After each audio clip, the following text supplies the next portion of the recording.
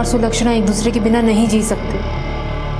बहुत प्यार करते हैं हम एक दूसरे से, नहीं रह सकते एक दूसरे के बिना।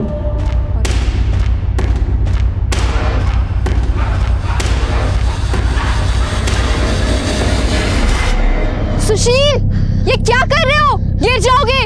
अरे सुलक्षणा, तुम्हारे लिए फूल तोड़ रहा था। तुमने तो कहा था तुम्हें ये वाले फूल अच्छे लग रहे हैं। हाँ मैंने कहा था, पर इसका ये मतलब थोड़ी तुम इतना रिस्क लोगे। चलो अब जल्दी से ऊपर आ जाओ। आता हूँ, तुम टेंशन मत लो। हाँ सुशील, आराम से। मेरी गलती है, मुझे तुम्हें बोलना ही नहीं चाहिए था। सुलक्षणा, हम लोग हनीमून पर आए और तुम खामखा गुस्सा कर रही हो। और नहीं तो क्या, तुम्हें कुछ हो जाता तो? अरे बाबा, मुझे कुछ नहीं होता, तुम खामखा टेंशन ले रही थी। ये तो मेरा प्यार है। तो लाओ फिर, दे दो मुझे अपना प्यार। ये लीजिए मोहतरमा।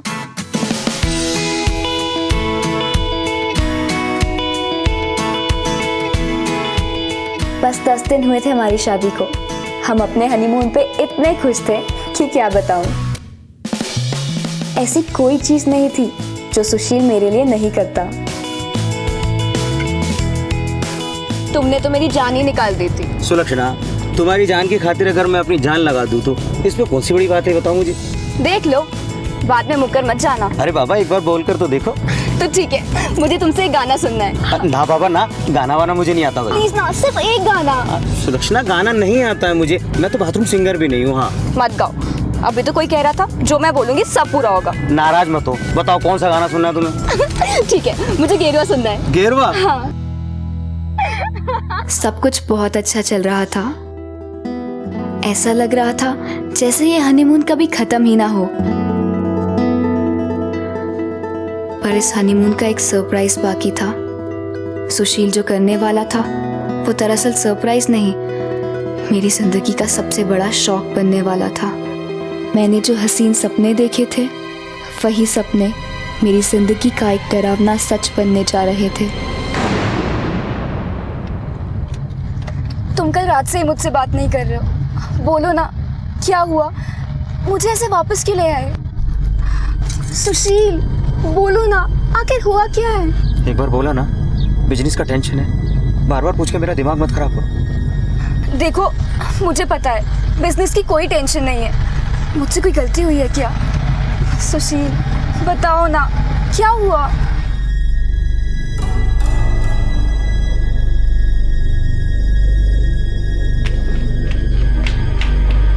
सुलक्षणा, सुलक्षणा, अरे सुन तो, तुम लोग इतनी जल्दी वापस आ गए? तुम तो बहुत दिन के लिए गए थे ना। क्या हुआ? अरे सुलक्षणा सुन तो, क्या हुआ? सुलक्षणा,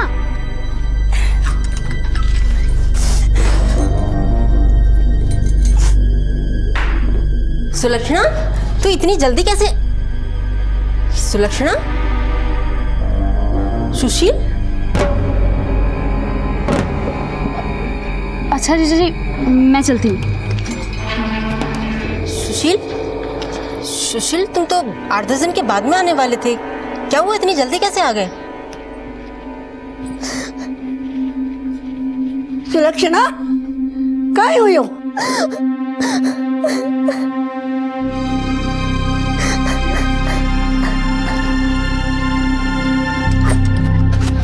यशोदा, क्या बात हुई? सुशील बाहर से ही चला गया? वो कुछ नहीं, कह रहा था कि कोई जरूरी काम है इसीलिए वो निकल गया। अच्छा।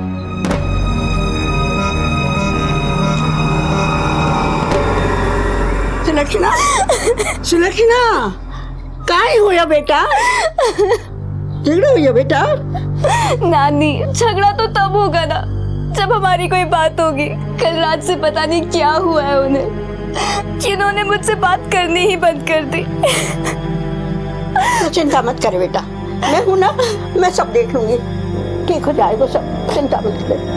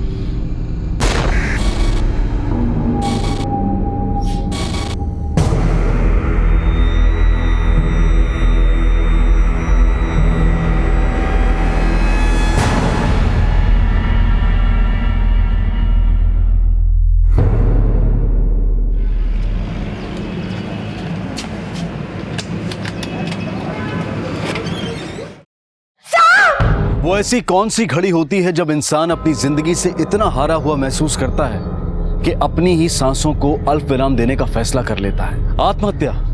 इस फैसले को लेने से पहले शायद इंसान का दिमाग और उसकी सोच उस चरम सीमा तक पहुंच जाते हैं जिसके बाद उसे कोई रास्ता नहीं सूझता।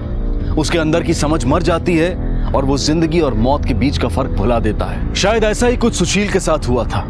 सुलक्षणा के प्यार के रंग में रंगे सुशील ने तो मानो दूसरा जन्म ले लिया था सुलक्षणा से शादी करके। तो फिर ऐसा क्या हुआ था उनके हनीमून पर जिससे सुशील इतना हतोत्साहित हो गया कि उसने अपनी जान ही ले ली? क्या बिजनेस की परेशानी इतनी बड़ी हो सकती है कि उसके मुकाबले बाकी की सारी खुशियां इतनी फीकी पड़ जाएं कि जीने की चाह ही खत्म हो जाए? क्या ये बात यकीन कर लेने वाली थी कि सुलक्षणा को सुशील की मनस्थिति का जरा सा भी अंदाजा नहीं था? इस केस में सुशील अपने पीछे छोड़ गया था कई सवाल जिनके जवाब पाना आसान नहीं था। आखिर क्यों की थी सुशील ने आत्महत्या? कल तक इतनी अच्छी चल रही जिंदगी को अचानक ऐसा क्या धक्का लगा था कि जिसके बाद सांसों ने उम्मीद का दामन ही छोड़ दिया? सुलक्षणा जी, क्या वजह थी जो 10 दिन के हनीमून को बीच में कैंसिल कर सुशील ने आपको आपके मैके छोड़ा और उसके बाद ये सब? सर, मुझे कुछ नहीं पता, लेकिन जब हम हनीमून से जयपुर लौटे तो उसकी एक रात पहले ही होटल रूम में, तुम जाओ ना, मैं आज नहीं खाऊंगी, ये देखो मैंने पेट दर्द की दवाई भी ले ली है, थोड़ी देर में सो जाऊंगी और फिर होश भी नहीं रहेगा कि तुम यहाँ हो या नहीं। पर मैं तुम्हें अकेला छोड़कर कैसे जाऊं? तुमने कहा था ना, जैसा मैं बोलूंगी तुम वैसा करोगे, तो अब मेरी बात मानो, जाओ खाओ पियो और घूम के आ जाओ। लेकिन सुलक्षणा, देखो तुम्हें मेरी कसम, अब मेरी बात मानो और जाओ। ठीक है बाबा, जैसा तुम कहो, और अपना ख्याल रखना, ठीक है?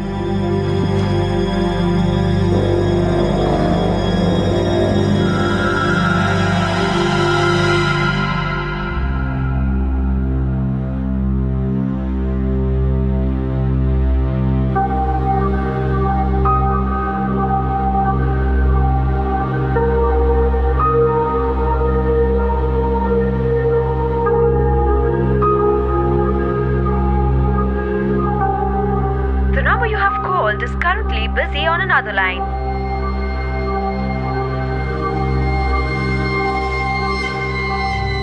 The number you have called is currently busy on another line. उनका फ़ोन बिजी जा रहा था। मैंने पूरे होटल में उन्हें ढूंढा और जब मैं स्विमिंग एरिया में पहुंची। अरे एक बार बोला ना, मुझे बात नहीं करनी है, बार बार फोन करके परेशान मत करो। सुशील, क्या हुआ? कुछ प्रॉब्लम है क्या? बोलो सुशील। सुशील, सुशील, सुशील, सुशील, क्या हुआ? बताओ तो सही, बात क्या है? सुशील, सुशील, बोलिए ना।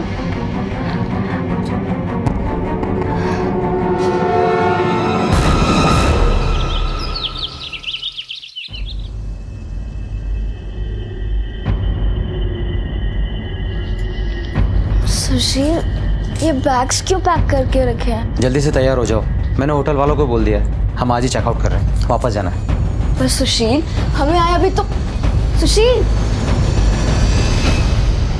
यशोदा जी, आप ही थी सुशील की मौत से पहले जिससे उसकी आखिरी बार बातचीत हुई थी। क्या बातचीत हुई थी? आखिर उन्होंने ऐसा क्यों किया?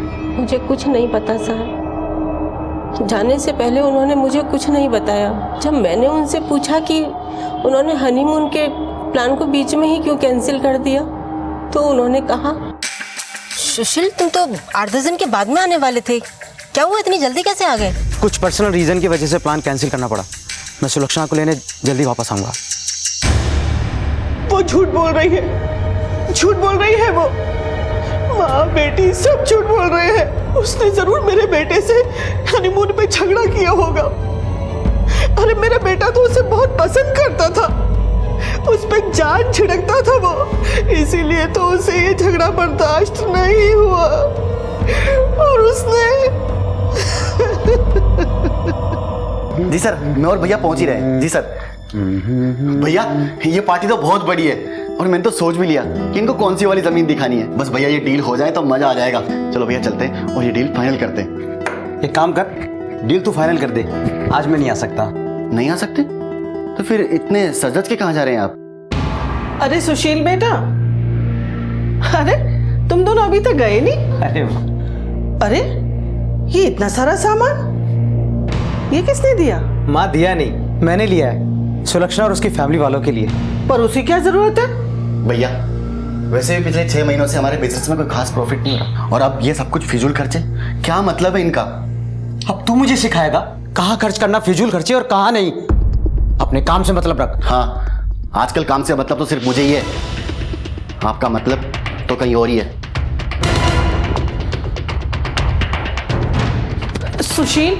सुशील बेटा, बेटा बात तो सुन। माँ क्या गलत किया मैंने? दिन रात मेहनत करके सब कुछ खड़ा किया। अरे भाई नहीं, बाप की तरह पीछे खड़ा रहा। इतने सालों के बाद क्या मेरा इतना सा भी अधिकार नहीं कि मैं अपनी मर्जी से कुछ कर सकूं? अरे वो बात नहीं है बेटा, पर तू ये भी तो देख कि तू आखिर क्या करने की सोच रहा है। अरे कुछ पता भी है तुझे?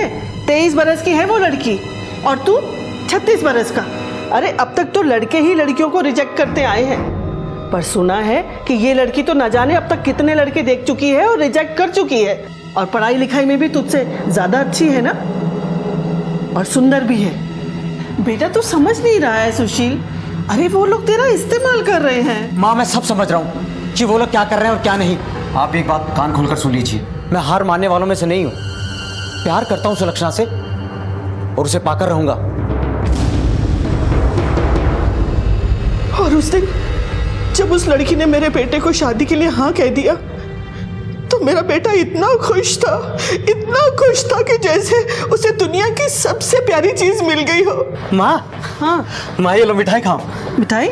मैंने कहा था ना माँ, मैं हार मानने वालों में से नहीं। सुलक्षणा ने शादी के लिए हाँ बोल दिया है, और हाँ माँ, शादी की डेट भी जल्दी से फिक्स करनी है। माँ जी मैं अंदर काम खत्म करके आ जाऊँ? अरे काम बाद में खत्म करना, पहले तू मिठाई खा। और हाँ, मेरी शादी में आना भूलना मत, पूरी फैमिली के साथ आना। हाँ साहब जी। चलो भैया। अरे माँ क्या सोचने लगी तू खुश नहीं है इस बात से? अरे उसने तो उन लोगों के लिए क्या कुछ नहीं किया। 3 लाख रुपए देकर उसने तो उनकी वो जमीन भी छुड़वाई जिसका उनका कोर्ट में केस चल रहा था। अरे उसके प्यार में पागल था मेरा बेटा, दीवानों की तरह चाहता था उसको, और उसने मेरे बेटे का सिर्फ इस्तेमाल किया। हाँ सर, जब से वो लड़की भैया की जिंदगी में आई, भैया का बिजनेस वगैरह हर चीज से ध्यान हट गया था। दिन रात उसी की बातें। विनोद, सुलक्षणा ने हमें बताया कि उस रात सुशील की फोन पर किसी से बात हो रही थी, वो रो भी रहा था। कॉल रिकॉर्ड्स के मुताबिक वो फोन तुमने किया था सुशील को? हाँ सर, कॉल मैंने ही किया था, ये पूछने के लिए कि हमारे क्लाइंट मलिक साहब को कौन सी जमीन दिखानी है, लेकिन भैया तो बात करना ही नहीं चाह रहे थे। वो बार बार यही बोल रहे थे कि मुझे बात नहीं करनी। तो मुझे लगा कि भैया और भाभी का झगड़ा हो गया होगा, और शायद इसी वजह से भैया अपसेट होंगे।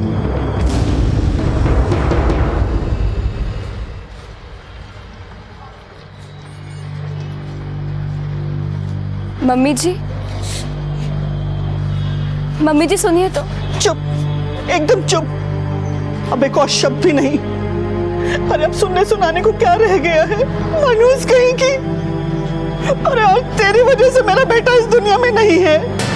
अरे तूने हमारे पूरे परिवार को बर्बाद कर दिया। किस बात का बदला लिया है तूने? कुलच्छनी कहीं की। आंटी जी, जो आप बोल रही हैं वो जरा सोच समझ के बोलिए। वरुण, बड़ों से कैसे बात करते, तमीज नहीं है क्या? चुपचाप निकल अब यहाँ से। विनोद क्या बोल रहा है? तमीज से बात कर। सही बोल रहा हूँ मैं। चुप रहे। छोड़ो, चुप हो जाओ।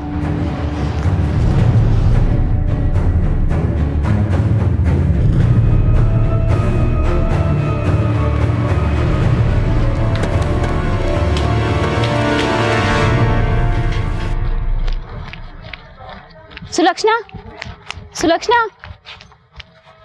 क्या हुआ?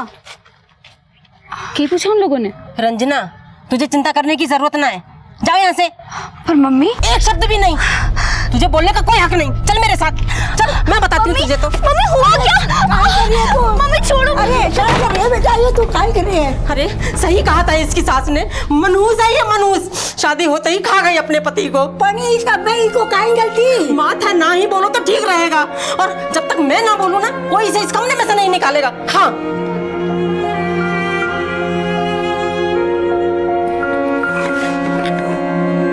मम्मी।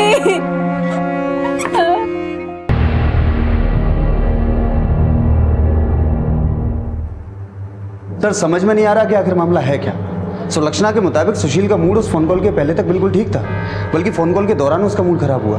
दूसरी ओर सुशील के भाई का कहना है कि सुशील का मूड उस फोन कॉल के पहले से खराब था। उसे तो ये भी लगता है कि सुलक्षणा और सुशील के बीच कुछ हुआ होगा। सर ये सब लोग एक दूसरे को दोषी साबित करने में लगे हुए हैं सर। एक काम करो अभिमन्यु, 2 टीम्स को रेडी करो। एक टीम को उस होटल में भेजो सुशील और सुलक्षणा के बारे में पता करने के लिए, और खास तौर से यह पता करने के लिए कि उन दोनों के बीच में कोई झगड़ा हुआ था या नहीं। दूसरी टीम को सुशील और उसके घर वालों के आसपास पूछताछ के लिए भेजो। उससे जुड़ी हर बात को खोद निकालो, यहां तक कि उसके बैंक डिटेल्स भी। उसके बारे में हर बात जानना बेहद जरूरी है Abhimanyu. Yes sir.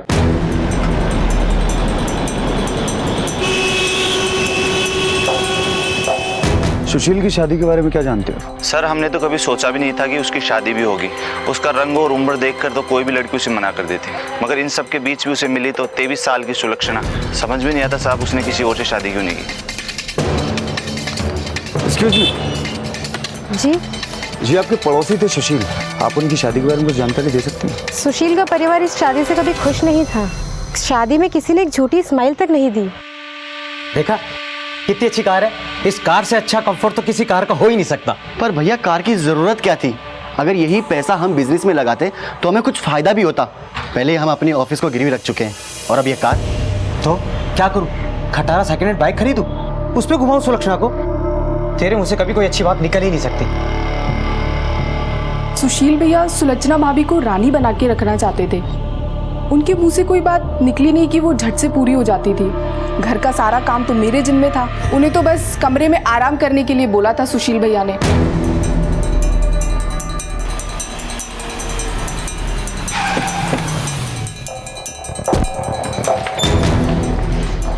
Arun sir, सुशील के बारे में कुछ बताओगे? सर सुशील साहब और विनोद साहब शादी से पहले दोनों ऑफिस आया जाया करते थे, लेकिन बाद में विनोद साहब ने ऑफिस में आना जाना बंद कर दिया। क्यों? सर मैंने सुना था विनोद साहब खुद का कुछ शुरू करने वाले थे, और सच कहूँ तो सुशील साहब की शादी के बाद सुशील साहब का ऑफिस में आना जाना एकदम कम हो गया था। कभी आते भी तो 2 या 4 घंटे में वापस घर चले जाते। अरे सुलक्षणा तुम टेंशन मत लो, ऑफिस का काम तो चलता ही रहेगा। तुम जल्दी से तैयार हो जाओ, मैं घर पे आ रहा हूँ। आज मैं तुम्हें वर्ल्ड की सबसे बेहतरीन कॉफी पिलाऊंगा, और हाँ उसके बाद हम एक अच्छी सी मूवी देखने चलेंगे, ठीक है? ओके। इसके अलावा कुछ और? नहीं सर, इसके अलावा कुछ नहीं जानता। सर सुशील के बैंक खातों से काफ़ी बातें पता चली हैं सर। काफ़ी सारा पैसा सुलक्षणा और उसके घर वालों के अकाउंट में ट्रांसफर हुआ है सर। और सर उसकी वो लोन वाली बात भी सच निकली। सुशील ने अपने ऑफिस के कागज गिरवी रख के लोन लिया था, और वो पैसा उसने अपनी शादी और हनीमून पे खर्च कर दिया। पर सर इन सबके बावजूद सुशील के पास 2 ज़मीनें और थी। उससे उसके भाई ने अपना हिस्सा भी ले लिया था, क्योंकि उसे अपना नया बिजनेस शुरू करना था। बेसिकली सर सुशील के सारे क्लाइंट्स अब उसके भाई के ही पास हैं। अभिमन्यु, सुशील की शादी के बाद इसके परिवार में बदलाव तो आया, रिश्ते बदले, लोगों का अंदाज बदला, उनकी मर्जी भी बदल गई। मर्जी इस शादी के ना होने की। दोनों भाइयों का अलग अलग होना इनके आपसी दरार को दिखाता है। वैसे सुशील ने काफी कुछ गंवा देने के बावजूद भी 2-2 जमीनें संभाल के रखी थी, जो किसी के भी मन में लालच पैदा कर सकती हैं। कहीं यही वजह तो नहीं उसकी मौत की? इस हिसाब से तो एक लंबी प्लानिंग लगती है सर। इस मर्डर में इस परिवार का ही अगर कोई है तो उसे पकड़ना इतना आसान नहीं होगा। एक काम करो, पूरी फैमिली पर नजर रखो, कॉल रिकॉर्ड्स मंगवाओ उनके। Yes sir.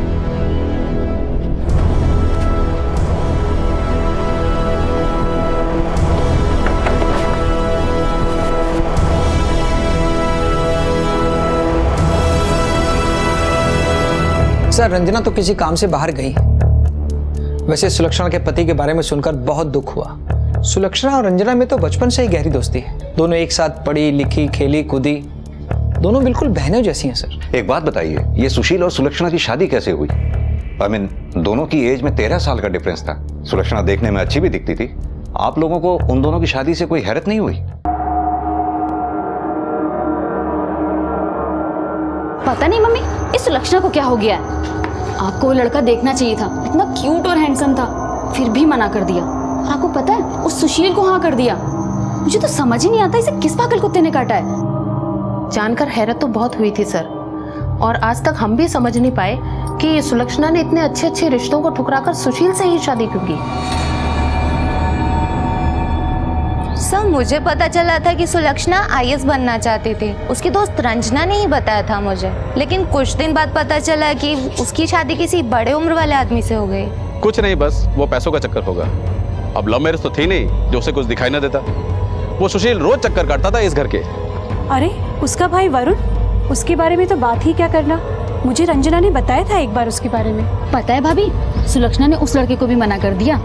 डॉक्टर था, डॉक्टर, वो इतना क्यूट और हैंडसम। सच्ची? हाँ नहीं तो। सुलक्षणा की पूरी फैमिली परेशान है, बस उस वरुण को छोड़ के। रंजना, तुमसे कुछ पूछना था। जी सर। तुम सुलक्षणा की काफी अच्छी दोस्त हो ना? जी सर। घबरा मत, जो ये पूछे उनका जवाब दे दे। ये वरुण और सुलक्षणा में कैसी बनती थी? दरअसल सर वरुण। ये क्या है तेरी मार्कशीट में? शर्म नहीं आती तुझे? अरे अपनी बहन सुलक्षणा को देख, कभी भी 80-90% से कम नहीं आए उसके, और एक तू फिर फेल हो गया।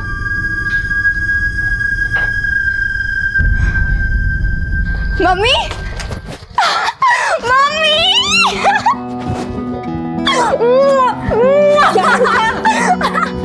ये देखो, एक और ट्रॉफी। ये देखो, मैं खो-खो में एक और ट्रॉफी जीत गई। अरे वाह,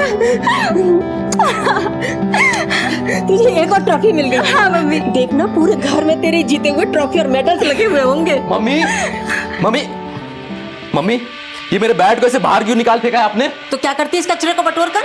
अरे शुक्र मना कि मैंने रोड पर नहीं फेंका है, और जो ट्रॉफी तुझे जीत कर लानी चाहिए वो सुलक्षणा लेकर आ रही है। अरे कभी तो कोई एक ऐसा काम जिंदगी में कर दे जो मेरा सर फक्र से ऊंचा उठ सके। क्या उसने फिर से शादी के लिए मना कर दिया? मम्मी, उसे क्या लगता है कि कोई राजकुमार आएगा सफेद घोड़े पे चढ़ के उसके लिए? और मम्मी, आपने भी ना उसे सर पे चढ़ा रखा है। तो तुझे क्या तकलीफ है? उसकी अपनी जिंदगी है, वो चाहे जो मर्जी करे, और कम से कम वो तेरी जैसी नहीं है जिसे आवारागर्दी करने से फुर्सत ना मिले।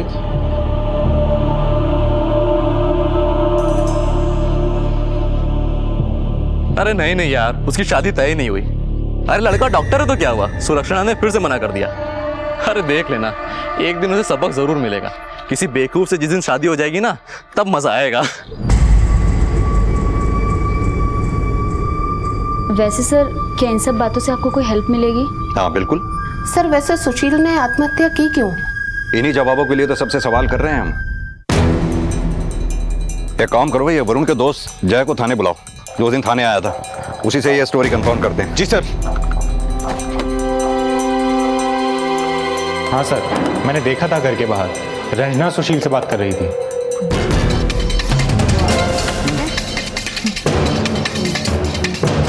ज़्यादा तो कुछ पता नहीं सर, घर में आते जाते इतना सुना था कि सुशील बहुत अच्छा लड़का था। पहले तो सुलक्षणा ने उससे भी शादी करने के लिए मना कर दिया, जैसे कि वो हर किसी के साथ करती थी, पर वरुण और नानी के बहुत समझाने के बाद फिर वो शादी के लिए मानी।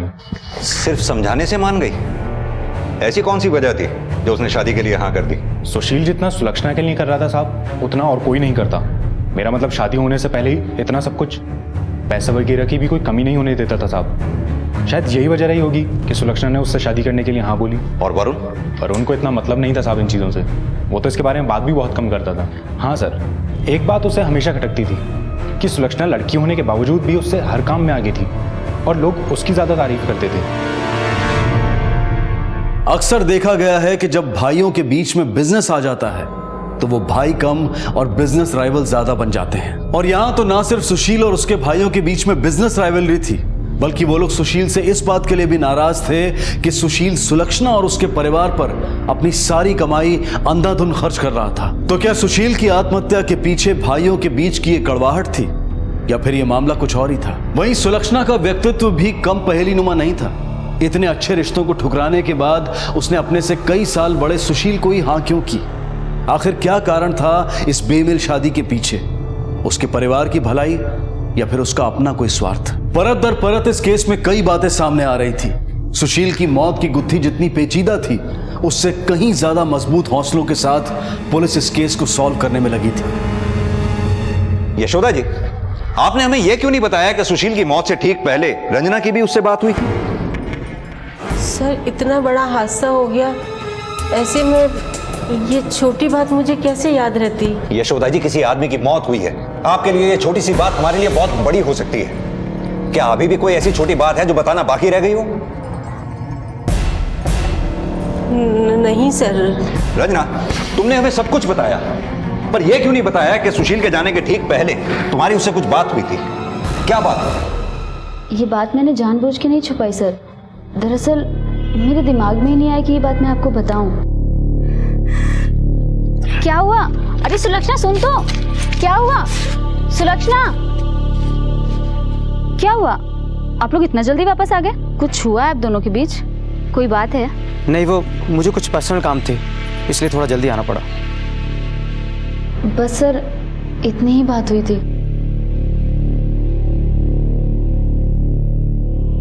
इस लड़की को देखकर लगता नहीं ये हमें सब कुछ सच सच बता रही है। इसकी जरूर सुशील से कुछ और भी बात हुई होगी जो ये हमसे छुपा रही है। सर,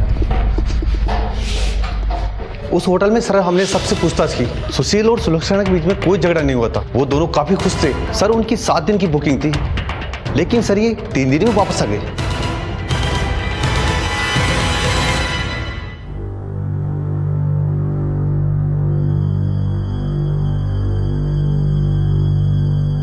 नानी, प्लीज ये ताला खुलवाइए ना, सुलक्षणा को बाहर निकालिए। आप बात कीजिए आंटी से, आपकी बात वो जरूर मानेंगी।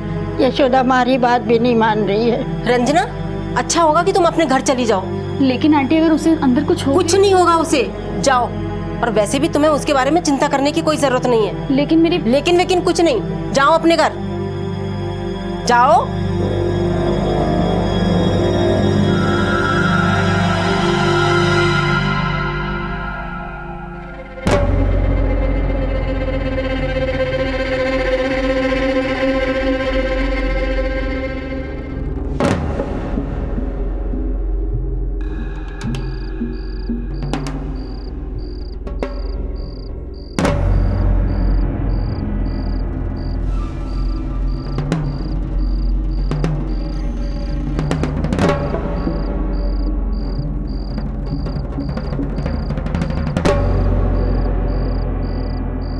सुलक्षणा, सुलक्षणा, सुलक्षणा, रंजना, रंजना, तुम यहाँ क्या कर रही हो? मैं तुम्हें यहाँ से बाहर निकालने आई हूँ। हाँ रंजना, प्लीज मेरी हेल्प करो, मेरा दम घुटता है इस घर में, मैं मर जाऊंगी यहाँ।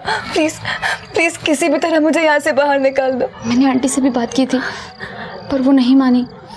दरवाजे पे भी ताला लगा है, यहाँ से तो पॉसिबल नहीं है निकलना। आंटी भी होंगी, और ये खिड़की में भी ग्रिल लगी है। प्लीज कुछ तो करो। तो परेशान मत हो, मैं कुछ करती हूँ।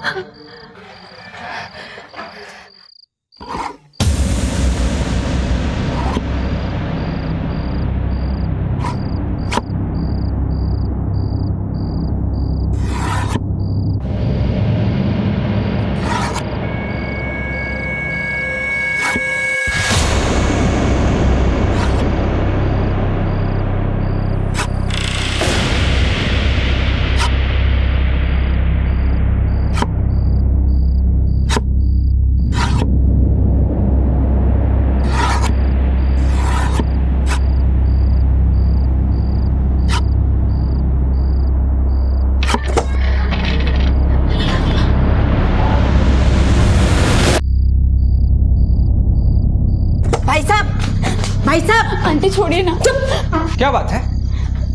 क्या बात है भाभी जी? काबू में रखिए रंजना को और समझा दीजिए इसे कि औरों की जिंदगी में ज्यादा दखल ना दे। अब की बार तो मैंने प्यार से समझा दिया है, आगे नहीं समझाऊंगी।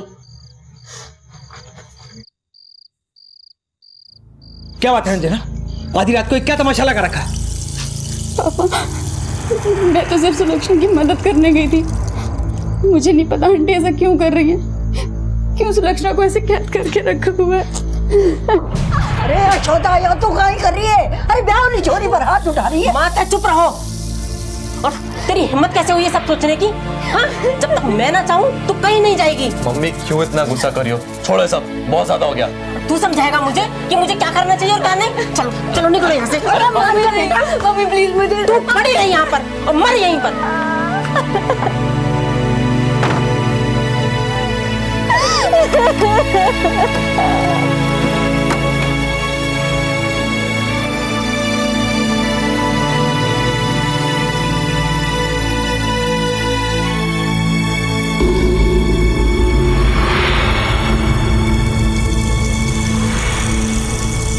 सुशील की आत्महत्या के बाद यशोदा का सुलक्षणा को कमरे में बंद कर देना और उस पर सख्ती बरतना अपने आप में एक रहस्य था, क्योंकि सुलक्षणा जिस परिस्थिति से गुजर रही थी, ऐसे में तो यशोदा को उसकी सबसे बड़ी हमदर्द बनकर सामने आना चाहिए था, लेकिन ऐसा नहीं हुआ। तो क्या यशोदा सुलक्षणा को ही सुशील की मौत का जिम्मेदार मान रही थी, या फिर उसका सच में ऐसा मानना था कि उसकी बेटी मनहूस है? ये तो जाहिर था कि यशोदा का बर्ताव इस ओर इशारा कर रहा था कि वो बाकियों से कुछ ना कुछ तो ज्यादा जानती थी। दूसरी तरफ रंजना, जिसका व्यक्तित्व इधर की बात उधर करने वाली एक पड़ोसन की तरह से सामने आया था, वो अब क्यों सुलक्षणा की व्यथा पर पसीज रही थी? क्या ये सच में रंजना की एक ईमानदार कोशिश थी अपने दोस्त को आजाद करवाने की, या ये सब कुछ वो सुलक्षणा के प्रति अपने अपराध बोध को मिटाने के लिए कर रही थी, या फिर सुलक्षणा को आजाद करवाना उसकी कोई मजबूरी थी?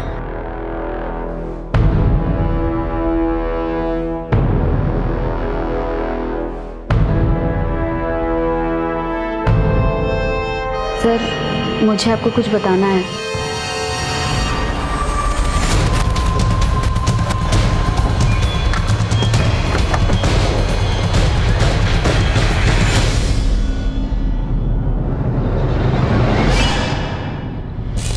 अभिमन्यु, तारा खोलो।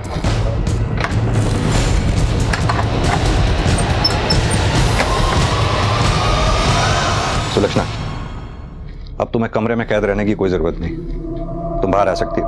आओ, किसी से कोई डरने की जरूरत नहीं। आओ। हमारी बच्ची, रानी, हमारी बच्ची।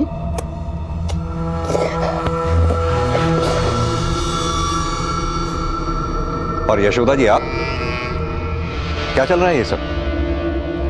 किसी को कमरे में इस तरह से कैद रखने का मतलब जानती हैं आप?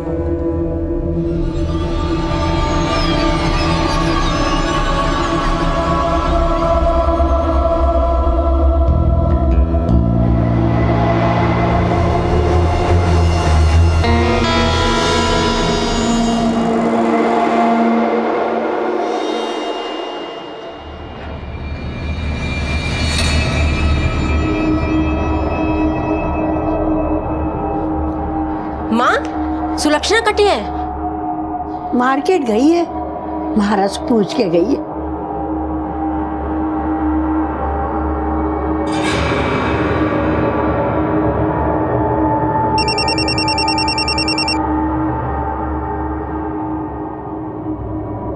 यशोदा, तू कहाँ चली? अरे सुन तो यशोदा। सुने मन की करे।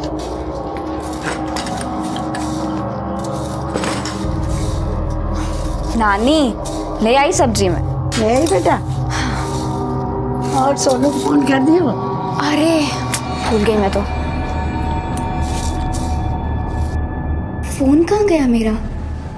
अंदर देखती हूँ।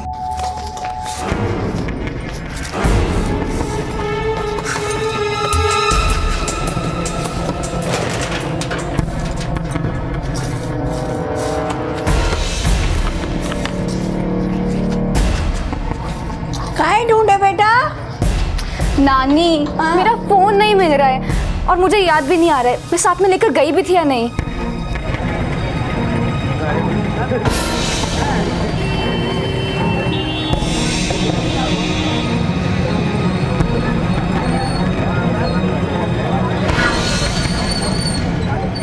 नानी, पूरे घर में ढूंढ चुकी हूँ, कहीं भी नहीं मिल रहा है मेरा फोन।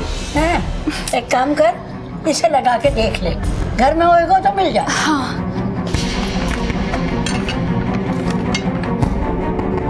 नानी, मेरा फोन तो बिजी जा रहा है।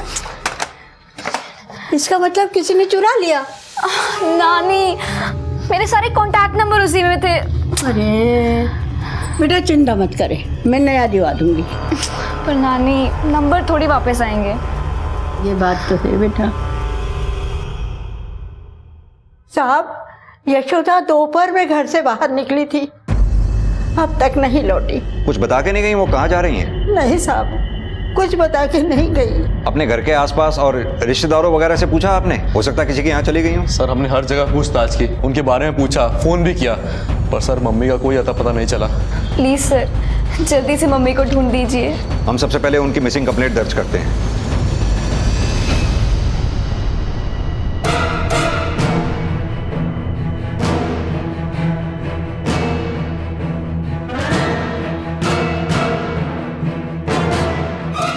सर हमने यशोदा जी को हर जगह तलाश किया पर उनका कुछ पता नहीं है सर, किसी ने उनको नहीं देखा। कॉल रिकॉर्ड सर ये रहे, पर इसमें भी कुछ खास नहीं है सर। और तो और जब मैंने मोबाइल की लोकेशन पता की तो पता चला कि यशोदा जी अपना मोबाइल घर से लेके निकली नहीं है सर। क्या? हाँ सर इसके अलावा मैंने घर के और भी लोगों की कॉल डिटेल्स निकाली तो वरुण तो ठीक लगा सर, और नानी के पास फ़ोन है ही नहीं। पर सर इस सुलक्षणा के नंबर पर 2 अलग अलग नंबर से फ़ोन आया था, और वो भी 2 अलग अलग जगह से। कितने बजे किए गए थे ये कॉल? सर यशोदा जी के गायब होने से कोई 1 घंटा पहले, करीब 2 बजे।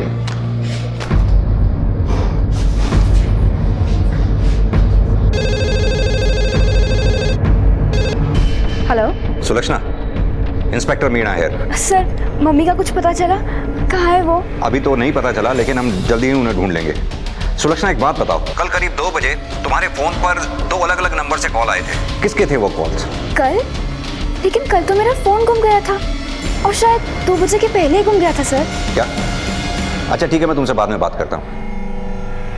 फौरन इन नंबर्स को ट्रेस करो, पता करो ये नंबर किसके हैं।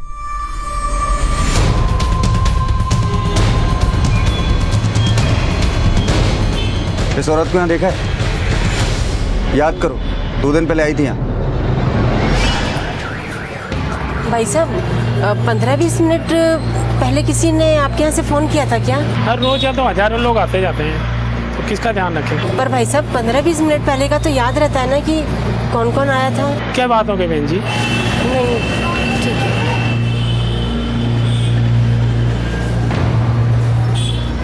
हाँ सर, यहाँ आई थी, वो काफ़ी देर तक खड़ी थी और परेशान लग रही थी, फिर वो चली गई।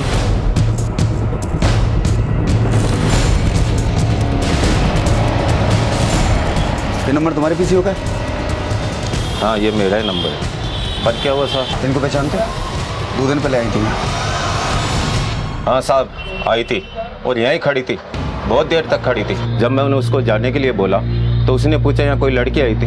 मैंने कहा यहाँ तो बहुत लोग आते हैं, किस किस का ध्यान रखूँगा। पता नहीं किसका इंतजार कर रही थी। आधे घंटे तक खड़ी रही और फिर चली गई।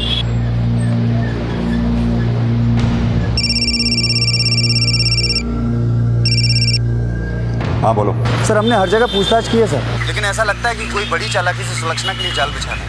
कोई चाहता था कि वो उन फोन बूथ्स पर आए, क्योंकि ये सारे फोन बूथ्स एक ही एरिया में।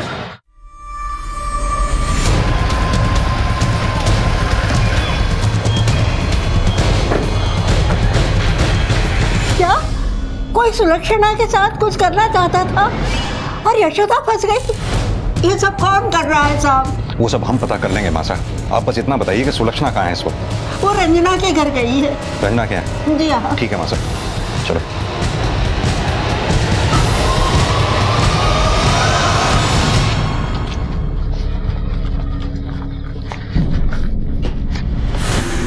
जी सुलक्षणा कहाँ है? जी सुलक्षणा तो यहाँ आई नहीं। आपकी बेटी रंजना? रंजना तो बच्चों को ट्यूशन पढ़ाने गई है, अभी तक नहीं आई। आप उसे फौरन फोन पे मेरी बात कराइए। क्या बात है सर? आप फोन तो कीजिए।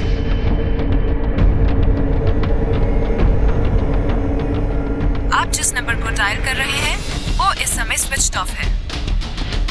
सर उसका मोबाइल तो स्विच ऑफ है। उस घर पे फोन लगाइए जहां वो पढ़ाने गई है। हेलो, जी रंजना से बात करा दीजिए, मैं उसकी मम्मी बोल रही हूँ। क्या हुआ? सर वो तो वहां नहीं पहुंची। सर आखिर आप मुझे भी तो बताइए, आखिर हुआ क्या है? देखिए सुलक्षणा अपने घर से यहाँ नहीं पहुंची, रंजना वहां पढ़ाने नहीं गई है, कुछ तो प्रॉब्लम है। आखिर ये दोनों गई कहाँ?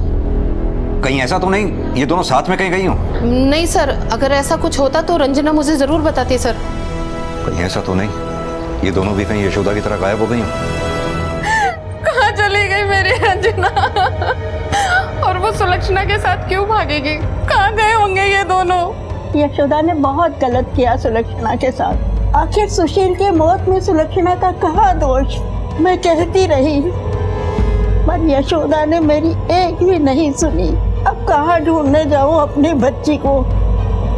और यशोदा का भी कोई पता नहीं। आपको क्या लगता है, क्या कोई ऐसा है जिसकी यशोदा जी से कोई दुश्मनी हो? मुझे नहीं मालूम साहब, आप तो बस मेरी बच्ची और यशोदा को ढूंढ दीजिए साहब, यशोदा को ढूंढ दीजिए। सर मम्मी की अगर किसी से नहीं बनती थी तो बस मेरी बहन सुलक्षणा से। क्या हुआ मम्मी?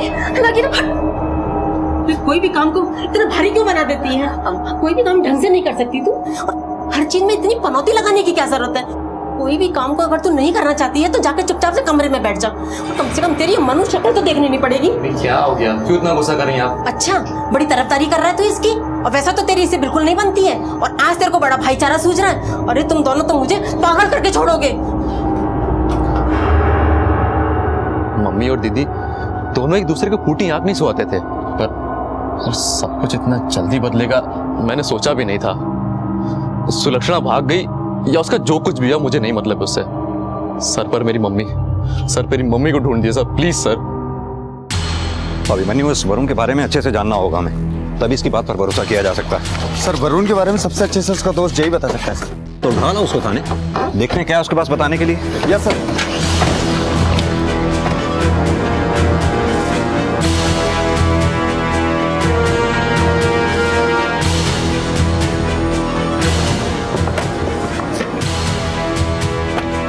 और उसके दोस्तों को दिखाया।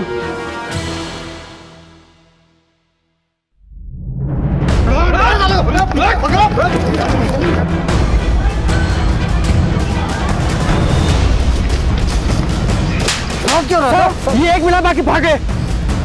क्यों गए? क्यों रहा था? अबे भाग क्यों रहा था साहब को देख के? हमने तो तुझे पूछताछ के लिए बुलाया। वो साहब जुआ खेल रहा था ना, तो लगा साहब उसके लिए पकड़ने आए। अच्छा एक बात बता, हमने सुना है वरुण बहुत खुश हुआ करता था अपनी बहन के रिश्ते टूटने पर। और क्या पियोगे? अरे बोलो यार, दिल खोल के बोलो, आज तो सारे ब्रांड है अपने पास। क्या बात है वरुण, आज कोई लॉटरी लगी है क्या? डॉक्टर याद है क्या, जो दीदी को देखने आने वाला था? यूएस वाला? हाँ भाई। क्या हुआ उसको? अरे हमने सोचा था यार इस बार इतना अच्छा रिश्ता आया है, इस बार तो मैडम हाँ बोल ही देगी। हाँ नहीं बोला क्या? ऐसी बात नहीं है, इस बार उसने नहीं, सामने वाली पार्टी ने मना कर दिया डॉक्टर साहब ने। अब जाकर कोई मिला जो उसको होश में लेके आएगा। चल इसी बात पे चेयर्स मारते हैं। वरुण बहुत नफरत करता है सर अपनी बहन से। तो तुझे क्या लगता है, वरुण ने ही अपनी बहन को गायब किया होगा ना? मुझे नहीं लगता साहब कि वो अपनी बहन के साथ ऐसा करेगा। आखिर कुछ भी हो, वो उसकी बहन है। क्या सत्या, सुना है तू वरुण का बहुत खास दोस्त है, उसके खास कामों में भी मदद करता है क्या? देख सत्या, सच सच बता दे जो भी जानता है, वरना बाद में कुछ भी बताने में बहुत तकलीफ होगी तुझे।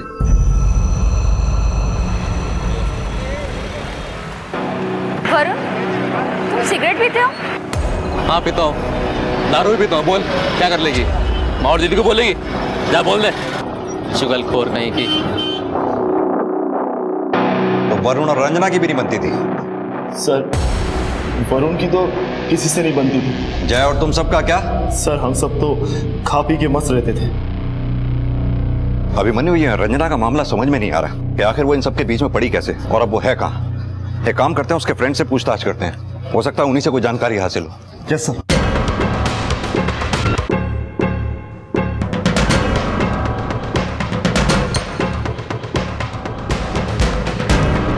उमा जी? उमा, हमें पता चला है कि तुम सुलक्षणा और रंजना के साथ पढ़ा करती थी। इनफैक्ट उस ग्रुप में भी थी जिस ग्रुप में वो दोनों थी। सर रंजना तो मुंह खोलने से पहले कुछ सोचती नहीं थी। हाय रंजना। हाय। मैंने सुना है तुम सुलक्षणा की सबसे अच्छी दोस्त हो। यस। क्या तुम मुझे उससे इंट्रोड्यूस कराओगे प्लीज? लेकिन बेचारी का भी रिसेंटली ब्रेकअप हुआ है उसके बॉयफ्रेंड से, तो काफी उदास है वो। पर यार इतनी अच्छी लड़की है तो कोई क्यों छोड़ेगा भला? वो एक्चुअली ना उसे मिर्गी के दौरे पड़ते हैं। पता है कल वो अपने बॉयफ्रेंड पे गिर पड़ी, बेचारी मरते मरते बची है। क्या? हाँ, ये तो एक बीमारी है, मुझे पता है। तुम उसे अच्छे से संभाल लोगे। तुमको तो मैं उससे अजीब बात। No no no no no no Ranjana, thanks. Okay bye. अरे यार क्यों डरा दिया उस बेचारे को? तुझे क्या पड़ी है, तू जूस पीना। और वो मिर्गे वाली बात अगर उसने कॉलेज में फैला दी तो बेकार में सुलक्षणा का नाम खराब हो जाएगा। सुलक्षणा का नाम खराब होगा, तुझे क्या पड़ी है, तू जूस पी। सर रंजना तो मुंह खोलने से पहले कुछ सोचती ही नहीं थी। उसे तो कोई फर्क ही नहीं पड़ता था कि उसके ऐसा करने से क्या होता है। सर ऐसे लोग दोस्त तो नहीं हो सकते। रंजना सर वो तो इधर उधर की ही बातें करती थी। सर ये बात तो सुलक्षणा को भी पता थी कि रंजना उससे जलती है। मैं क्या करूं यार, लोगों से बेहतर हूँ तभी तो मुझसे जलते हैं, और चलते हैं तो चलने दो, वो कभी मेरे लेवल तक पहुंच ही नहीं सकते। पर सर सुलक्षणा को सब कुछ पता होने के बावजूद वो रंजना से कुछ नहीं कहती थी। सर एक बार तो उसके लिए बहुत अच्छा रिश्ता आया था, किसी डॉक्टर का था, यूएस में सेटल था। पर सर रंजना ने हम लोगों से शर्त लगाई कि वो उस लड़के के लिए भी मना कर देगी। देखा, मैंने कहा था ना, सुलक्षणा इस रिश्ते को भी मना कर देगी। चल अब निकाल मेरे शर्ट के 500 रुपए, जल्दी जल्दी। ये ले तेरे 500 रुपए। अब आप ही बताइए सर, इतने अच्छे रिश्ते को कौन मना कर सकता है? पर हुआ वही जो रंजना ने कहा था। ये रंजना इतनी श्योर कैसे थी? आखिर क्या वजह थी जो सुलक्षणा ने इतने अच्छे लड़के को मना कर दिया? सर मुझे तो लगता है कि रंजना ने उसके कान भरे होंगे, या फिर वरुण। वो तो उसका अच्छा कभी सोच ही नहीं सकता।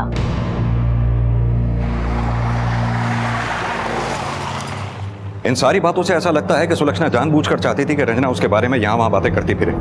जहां एक तरफ रंजना लोगों से यह कहती थी कि सुलक्षणा ने अभी तक आए सारे रिश्तों को ठुकरा दिया, वहीं वरुण के दोस्तों का कहना है कि उनमें से एक लड़का ऐसा भी था जिसने सुलक्षणा को ठुकरा दिया था। अब ये बात अगर वरुण के दोस्तों को मालूम है तो जाहिर सी बात है रंजना को भी मालूम होनी चाहिए। तो फिर रंजना ने लोगों से झूठ क्यों बोला? और इन सब के बाद सुशील और सुलक्षणा की शादी कैसे हुई? सुशील से शादी करने के पीछे सुलक्षणा का क्या मोटिव होगा? एक काम करते हैं, पता करते हैं सुलक्षणा के लिए रिश्ते कहाँ से आए थे। उन लड़कों से, उनके घर वालों से बातचीत करते हैं, पता तो करें कि मामला था क्या। अरे अपने आप को समझती क्या है वो सुलक्षणा? मेरे बेटे के रिश्ते के लिए ना कर दिया। अरे अच्छा ही हुआ जो ना कर दिया। अरे भोपाल में मैकेनिकल इंजीनियर है मेरा बेटा, और लाइन लगी पड़ी है उसके लिए सुंदर लड़कियों की। यहाँ लड़की हमें अच्छी लगी थी, और हमने उसे जिस दिन देखा उसी दिन उसके घर वालों को फोन करके बता दिया था कि जल्दी से जल्दी एक डेट फिक्स कर दी जाए। एक्चुअल में सर क्या है, मेरा लड़का यूएस में डॉक्टर है और उसे जल्दी वापस भी जाना था। और तभी आप कौन? अंकल मैं सुलक्षणा की फ्रेंड, क्या मैं अंदर आ सकती हूँ? हाँ आई। उसकी दोस्त होकर उसके बारे में ये सब बातें करते तुम्हें शर्म नहीं आती? आप यहाँ से जा सकती हैं। अरे मुझे दया आती है उस लड़की के ऊपर जिसकी तुम जैसी दोस्त है। जाइए यहाँ से। जो उस लड़की ने मुझे सुलक्षणा के बारे में बताया वो जानकर तो मेरा मन ही बदल गया। मैंने रिस्क लेना ठीक नहीं समझा और मैंने फौरन सुलक्षणा की माँ को फोन करके रिश्ता कैंसिल कर दिया।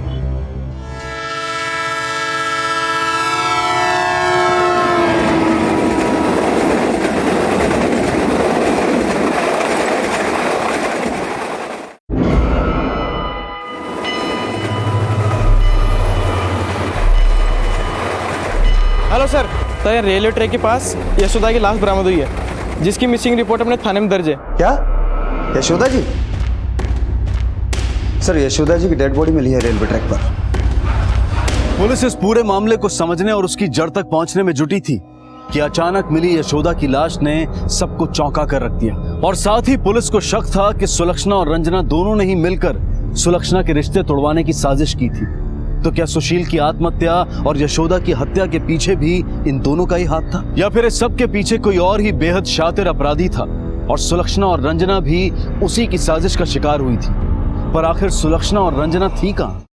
सर यशोदा जी की पोस्टमार्टम रिपोर्ट आ गई है सर। एक बड़ी अजीब बात है, यशोदा जी की बॉडी रेलवे ट्रैक पर कटी मिली सर, लेकिन इस रिपोर्ट के मुताबिक उनकी मौत किडनैपिंग वाले दिन सिर पे चोट लगने की वजह से हो गई। इसका मतलब कातिल ने हमें गुमराह करने के लिए कत्ल करने के बाद बॉडी को रेलवे ट्रैक्स पर डाल दिया ताकि ये केस एक्सीडेंट का या फिर सुसाइड का लगे। अभिमन्यु, ये केस तो दिन ब दिन सॉल्व होने की बजाय उलझता चला जा रहा है। आखिर कौन कर रहा है ये सब? किसने उन फोन कॉल्स के जरिए यशोदा जी को अपने घर से इतनी दूर पीसीओ बूथ तक बुलाया होगा? क्या वरुण ने किया होगा ये सब? हो सकता है वरुण का रंजना के साथ कोई चक्कर हो और इन सब में वो दोनों साथ हैं, या फिर रंजना और सुलक्षणा की कोई प्लानिंग हो और अब जानबूझकर वो दोनों गायब हैं। एक काम करो, इन सब के कॉल रिकॉर्ड्स लेकर आओ।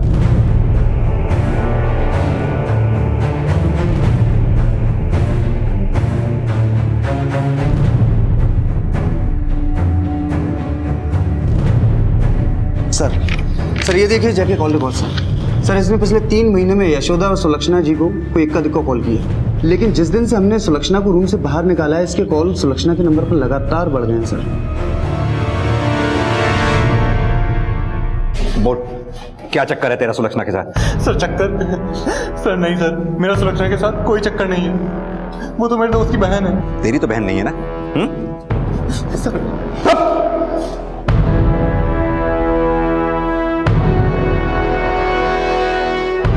फोटोग्राफी का शौक है?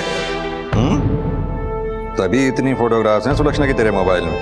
सर मैंने तो बस उसकी फोटोज ली थी क्योंकि मैं उसे पसंद करता था, इससे ज्यादा कुछ नहीं। मेरा विश्वास कीजिए आप लोग। सर देख जा, सच सच बता दे कि सुलक्षणा कहाँ है, वरना हमारे यहाँ सिर्फ लात और घूंसों से बातें होती हैं, समझा? और हमें पता चल गया है कि यशोदा को भी तू नहीं मारा है, क्योंकि उसे तेरे और सुलक्षणा के संबंधों के बारे में पता चल गया था।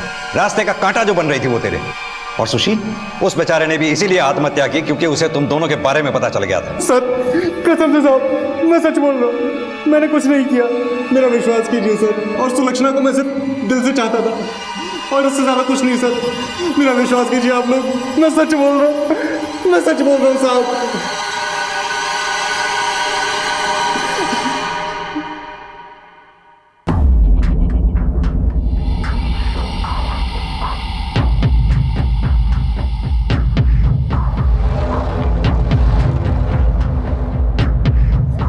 चाय देना है।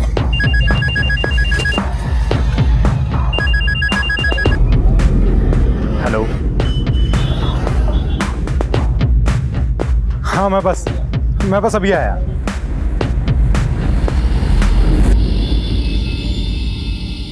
सर हमारा दोस्त जय नहीं मिल रहा। जय नहीं मिल रहा मतलब? कल वो पुलिस स्टेशन आया था पूछताछ के लिए सर, उसके बाद से उसका कोई अता पता नहीं है सर। उसके घर में ताला लगा हुआ है सर। हमने उसका फ़ोन भी ट्राई किया पर फ़ोन भी स्विच ऑफ आ रहा है। उसके माँ बाप गांव में रहते हैं, वो मुझे 3 बार कॉल कर चुके हैं। मैं उनको क्या जवाब दूं? सर प्लीज़ सर, हमारे दोस्त को ढूंढ दीजिए सर। Sir please sir. हमने भी बहुत कोशिश की है सर उसको ढूंढने की, पर कहीं भी नहीं मिला वो। प्लीज सर, जल्द से जल्द उसको ढूंढ लीजिए सर। इस केस में अब तक हुई सभी घटनाओं को प्लान करने वाला मास्टरमाइंड कहीं और ही बैठा था। एक ऐसा मास्टरमाइंड जिसको पकड़ने की हर कोशिश नाकामयाब साबित हुई थी। सुशील की आत्महत्या से लेकर जय के गायब होने तक का पूरा खेल बड़ी होशियारी से रचा गया था। इन सब के पीछे जो भी था वो 2 कदम आगे की चाल चल रहा था। आखिर ये सब कौन कर रहा था?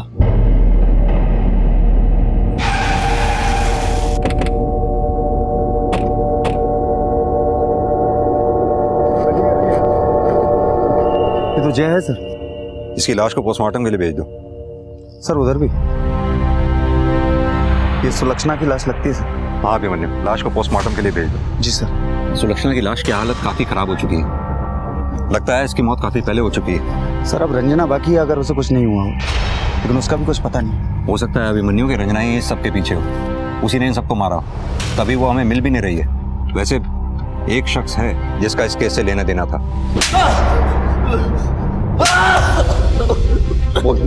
क्यों मारा जाए और सुलक्षणा को? सर मैंने किसी को नहीं मारा सर। तुझे ये बात खटक रही थी ना कि उन दोनों के बीच में कुछ है? सर आप क्या बोल रहे हैं, मुझे कुछ नहीं समझ में आ रहा। देख वरुण, अब इस ड्रामे की कोई जरूरत नहीं है। जय तेरा दोस्त था ना, करीबी दोस्त, तूने उसके फोन में अपने बहन की फोटोग्राफ्स देखी, तुझसे बर्दाश्त नहीं हुआ और तुझे गुस्सा आया और दोनों को मार डाला। नहीं सर, ये सच नहीं है। सच क्या है? रंजना, इन सब के बीच में तेरा उससे क्या लेना देना था? उसे भी मार डाला या फिर वो इस सब में तेरे साथ मिली हुई है, कहीं छुपी हुई है? नहीं सर, ऐसा कुछ भी नहीं है सर। और अपनी माँ को मारने का क्या कारण था तेरा? यही ना, क्योंकि वो तुझे सुलक्षणा से कमला एक समझती थी, या फिर वक्त के साथ उसने उन दोनों के रिश्ते को हरी झंडी दिखा दी थी? तू बिल्कुल ये नहीं चाहता था कि ऐसा हो। नहीं सर, ये बिल्कुल झूठ है सर। सर मैंने अपनी माँ और बहन को नहीं मारा सर। तो सर रही बात रंजना की, सर मेरा उससे कोई लेना देना नहीं सर। सर मुझे कुछ नहीं पता सर उसके बारे में। सर प्लीज मुझे छोड़ दीजिए सर। सर प्लीज सर, मैंने कुछ भी नहीं किया सर। साहब मारा वरुण के छोड़ दो साहब, मने विश्वास है कि उन्हें काहे भी को नहीं करे होएगो। मने दोष है साहब, उन्हें छोड़ दो। मैं जानू वो जो काम नहीं कर सके, उन्हें छोड़ दो साहब, उन्हें छोड़ दो। एक काम करो, अभी तो इस वरुण को जाने दो, अपना एक कांस्टेबल इसके पीछे लगाओ जो इसके बारे में पल पल की जानकारी हमें दे। इसके फोन कॉल टेप करो।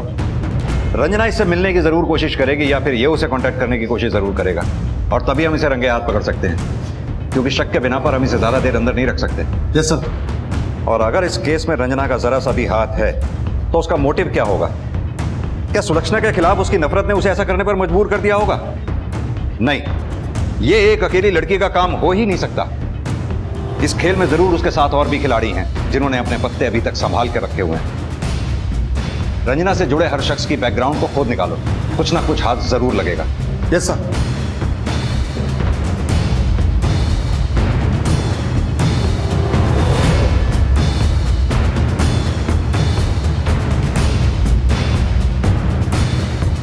सर, जय के मोबाइल में जो सुलक्षणा के फोटोग्राफ्स मिले थे उनके प्रिंट आउट है सर। इनमें से कुछ लोगों को हम नहीं जानते सर।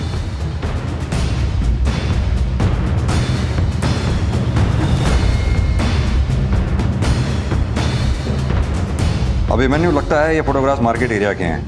ऐसा लगता है लोग पीछे घूम रहे होंगे जो फोटोग्राफ्स में आ गए। और वरुण के पीछे जो कांस्टेबल भेजा था उसने कोई जानकारी दी? नहीं सर, कुछ खास नहीं। और रंजना के बारे में कोई टिप मिली? नहीं सर, उसका भी अभी तक कुछ पता नहीं चला।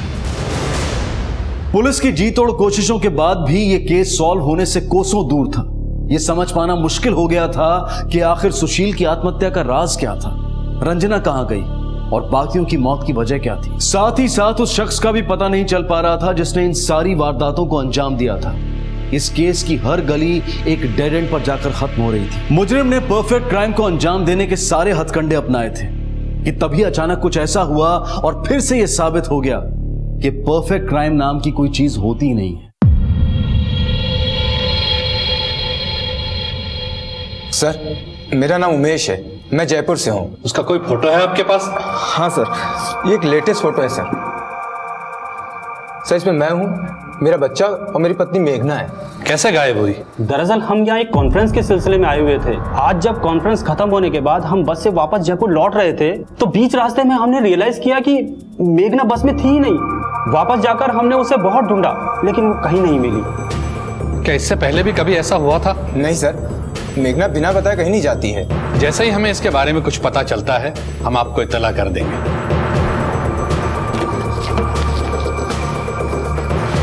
सर, आसपास के हर एरिया में पता करा लेकिन कोई पता नहीं चला। ऐसा करते हैं, वहां के लोकल पुलिस के साथ कोऑर्डिनेट करते हैं। सर।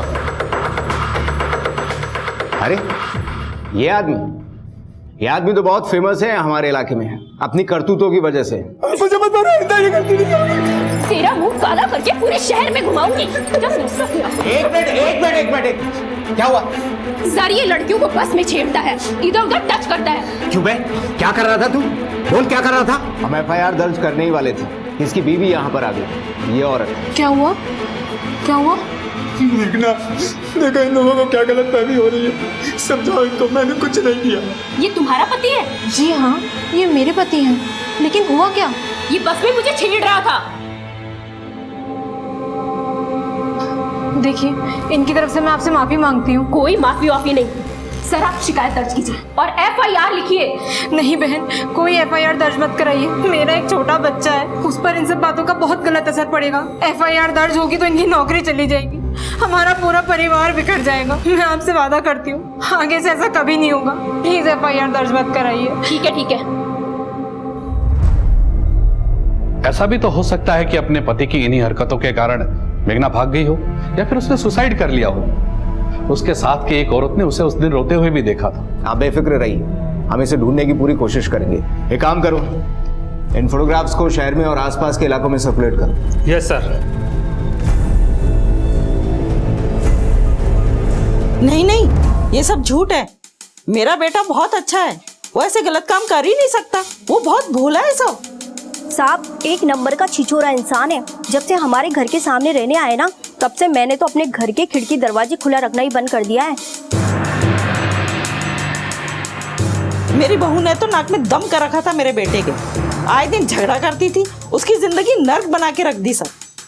अब देखिए ना, जानबूझकर गायब हो गई ताकि सारा इल्जाम मेरे बेटे पे आ जाए। पता नहीं बेचारी कैसे इतने सालों से उसके साथ रह रही थी। मैं तो 2 मिनट भी नहीं रह सकती ऐसे आदमी के साथ। सॉरी,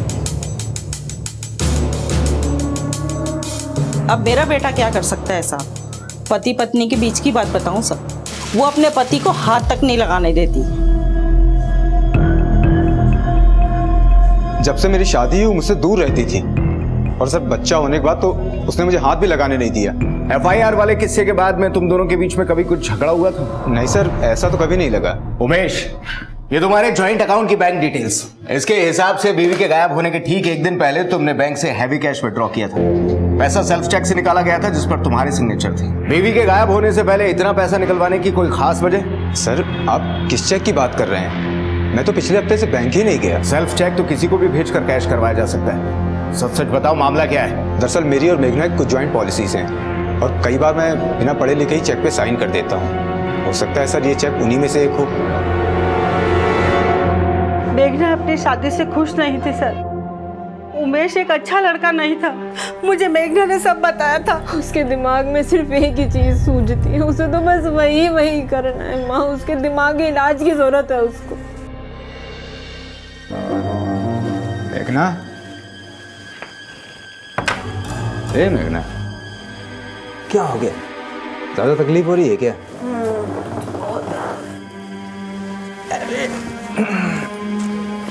सब सही हो जाएगा।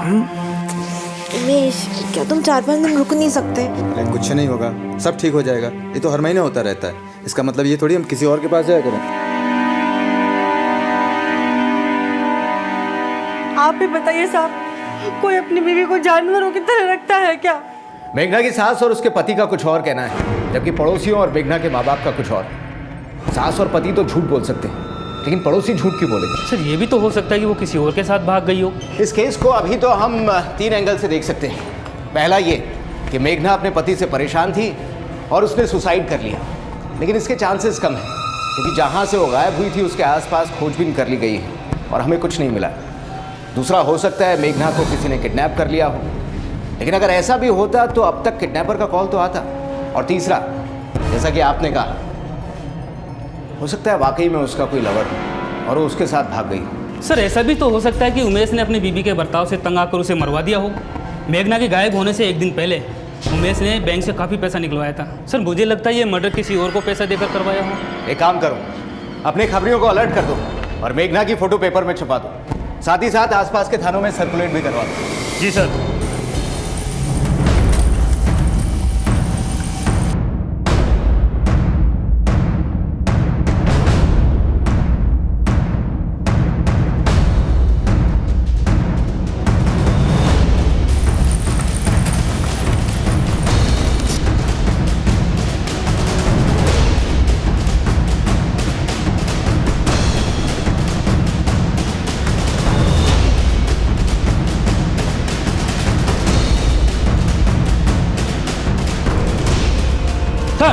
अभी अभी एक औरत का फोन आया है, उसने मेघना की फोटो अखबार में देखी। उसका कहना है कि उसने मेघना को अपने इलाके में देखा है। मेघना को देखा है? जी सर। चलो गाड़ी निकालो।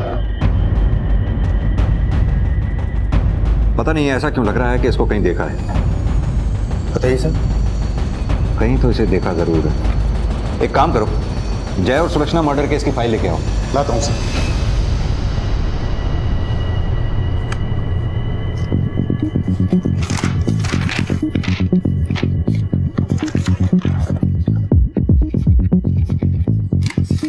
ये देखो, मैं कह रहा था ना, ये साथ में जो सुलक्षणा के खड़ी है ये वही है, सेम। एक काम करो, इस केस के थाना इंचार्ज से बात करो। एक मिनट फौरन। जय हिंद सर, थाना सदर से सब इंस्पेक्टर अभिमन्यु सिंह।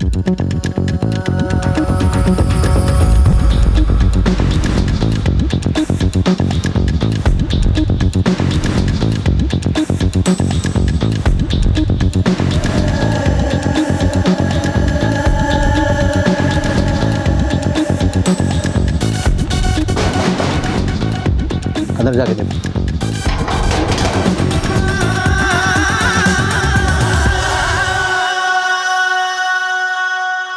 क्या आपने इनको कहीं देखा है?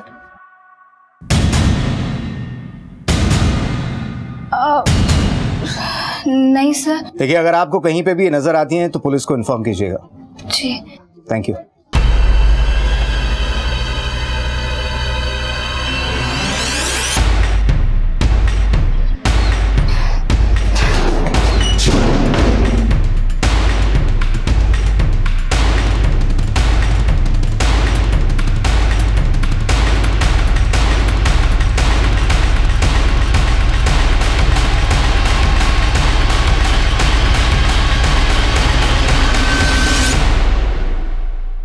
अभिमन्यु, जिस सुलक्षणा नाम की लड़की का फोटोग्राफ तुमने मुझे भेजा है, मैंने उसे अभी अभी दबिश के दौरान देखा है। क्या?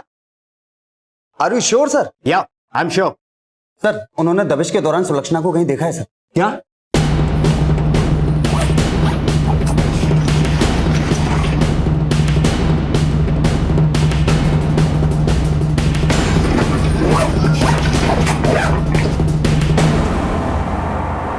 कुछ पैसे रखे? हाँ है, चलो जल्दी चलो।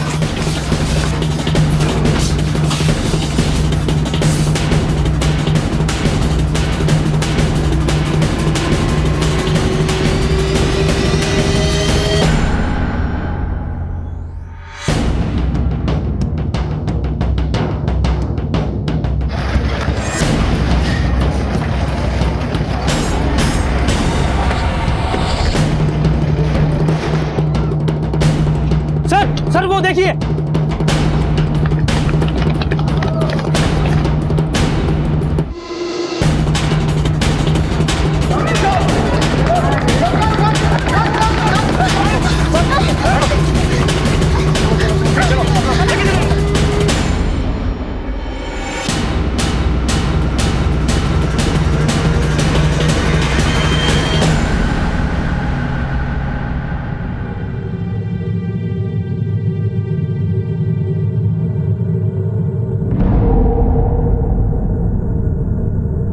तुम जिंदा हो तो फिर वो कौन थी जिसकी लाश हमें बरामद हुई थी? रंजना, रंजना कहाँ जा रही है? ट्यूशन पढ़ाने। अरे ट्यूशन बाद में पढ़ा लेना, अभी चल मेरे साथ। तेरे लिए एक सरप्राइज है। अरे ट्यूशन जरूरी है यार, ट्यूशन बाद में पढ़ा लेना, तुझे मेरी कसम।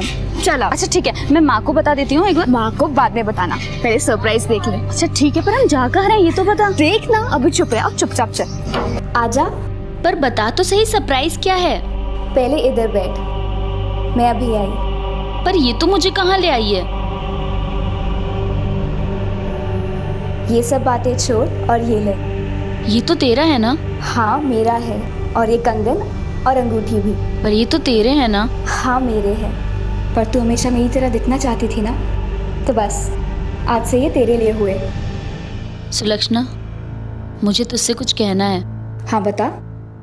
आज तक मैंने तेरी बहुत बुराइयां की हैं, और वो डॉक्टर वाला रिश्ता वो भी मैंने ही तुड़वाया था।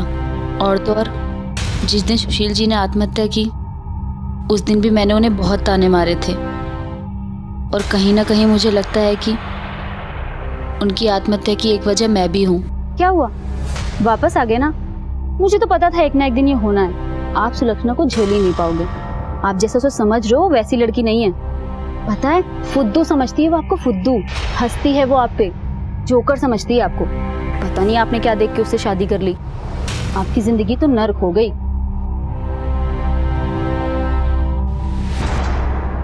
रंजना, जो सब हो गया सो हो गया, भूल जाए इसे अब, कोई बात नहीं। तूने मुझे माफ कर दिया ना? हाँ बाबा, चल जाब चेंज कर ले। अभी पहन के आती हूँ। ठीक है। देख कैसी लग रही हूँ? अरे वाह रंजना, तू तो बहुत सुंदर लग रही है इसमें। और ये कंगन बहुत अच्छी लग रही है।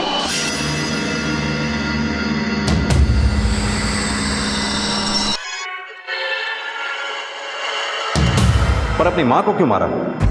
उन्हें सब कुछ पता चल गया था, और अगर हम उन्हें नहीं मारते तो शायद सब कुछ खत्म हो जाता। क्या पता चल गया था उन्हें?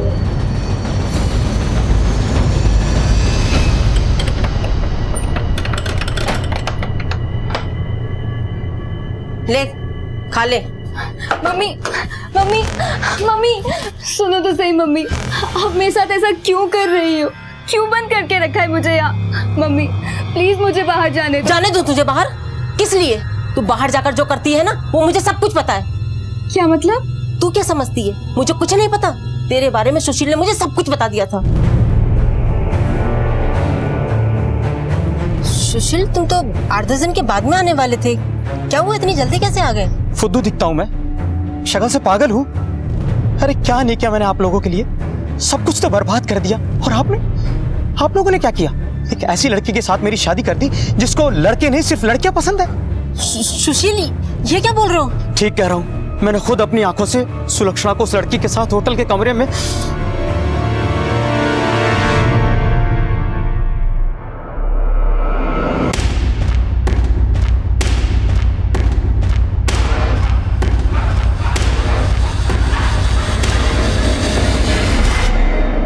अरे तुझे शर्म नहीं आई ये सब कुछ करते हुए? समाज में पता चलेगा तो हम किसी को मुंह दिखाने के लायक नहीं रहेंगे। अब तू मर यहीं पर, सड़, कहीं नहीं जाएगी तू। क्या तुम लोग समलैंगिक हो, लेस्बियन?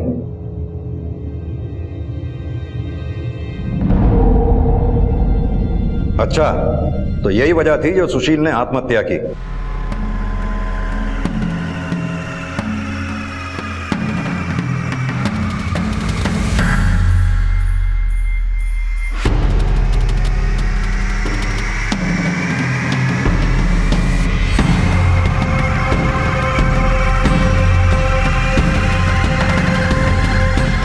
ये सब जानने के बाद मम्मी ने मुझे कमरे में बंद कर दिया, हमें मिलने से रोक दिया। और जैसे ही सुलक्षणा अपनी माँ की कैद से बाहर निकली, हमने मिलकर प्लानिंग की, जिसके हिसाब से सुलक्षणा जानबूझकर अपना मोबाइल घर छोड़ आई और मैंने पीसीओ से उसके मोबाइल पर कॉल किया।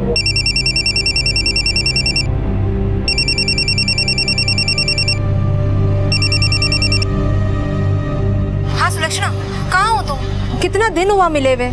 प्लीज देखो, हमने जो डिसाइड किया था ना, मैं वही तुम्हारा इंतजार कर रही हूँ। तुम लोग जो कर रहे हो वो गलत है। सुलक्षणा को फोन मत किया करो। आंटी, नहीं आंटी, ऐसा कुछ भी नहीं है जैसा आप समझ रहे हैं। आंटी समझने की कोशिश करिए प्लीज।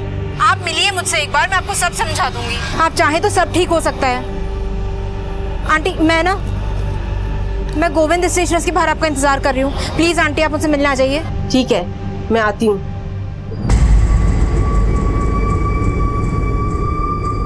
यशोदा, तू कहाँ चली? अरे सुन तो यशोदा।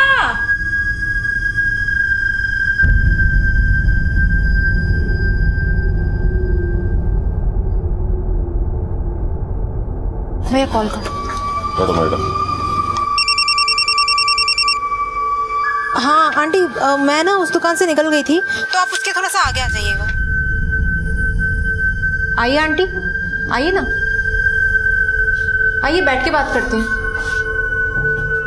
तू यहाँ यही सब करने के लिए तू घर से निकलती है? तुझे मना किया था ना ये सब करने के लिए। मैंने यहाँ तक भी कहा था कि तू इससे नहीं मिलेगी, पर तू नहीं मानी। तो ये शर्म थोड़ी आती है तुझे? तो मैं बताती हूँ, रुक जा तू। अगर तुम और मेघना एक दूसरे को इस हद तक चाहते थे, फिर दोनों ने शादियां क्यों की? सर मुझे नहीं पता मेघना से प्यार करना सही है या गलत, पर अगर मेरे दिल में सिर्फ उसी के लिए प्यार जागा तो इसमें मेरी क्या गलती? हमारे समाज में इन सब रिश्तों के लिए कोई जगह नहीं है।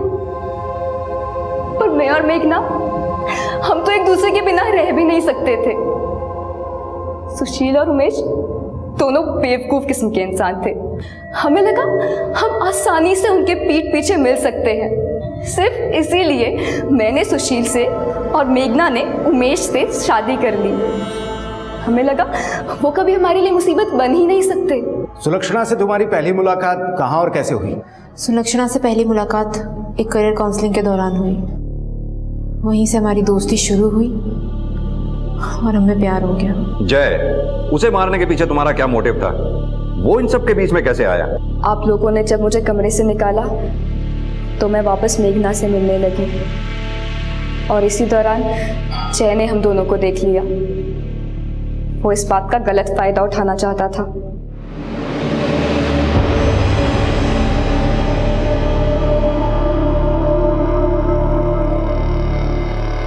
देख लो, लोगों को पता चला ना तो कहीं मुंह दिखाने लायक नहीं रहोगी दोनों।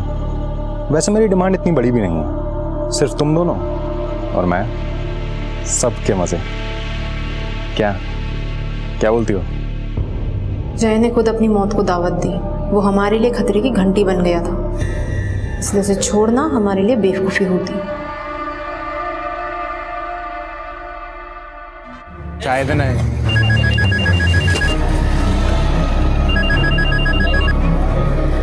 हेलो, हम दोनों तुम्हारा इंतजार कर रहे हैं, जल्दी आओ। हाँ मैं बस अभी आया।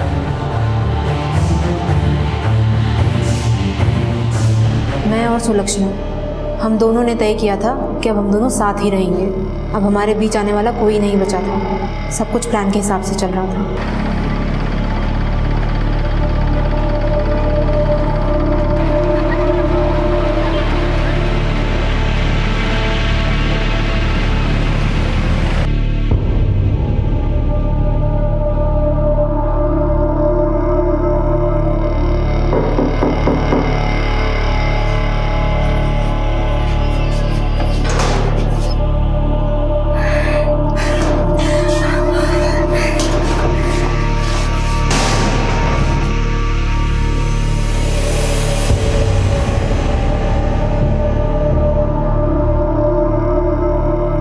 मैं और सुलक्षणा एक दूसरे के बिना नहीं जी सकते।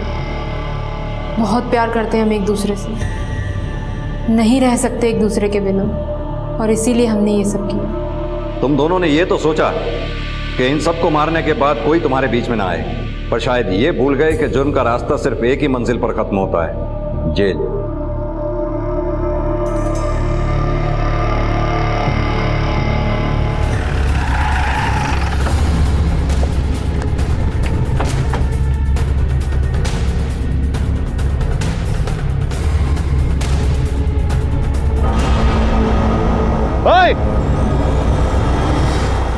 क्या कर रहा है? रोक! पकड़ उसे! यार रोक! क्या कर रहा है? रोक!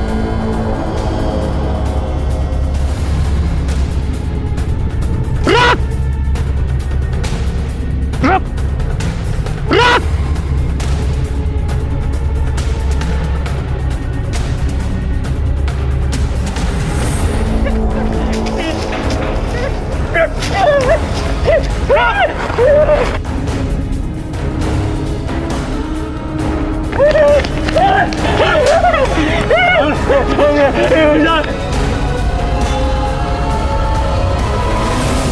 सर, ये रहा।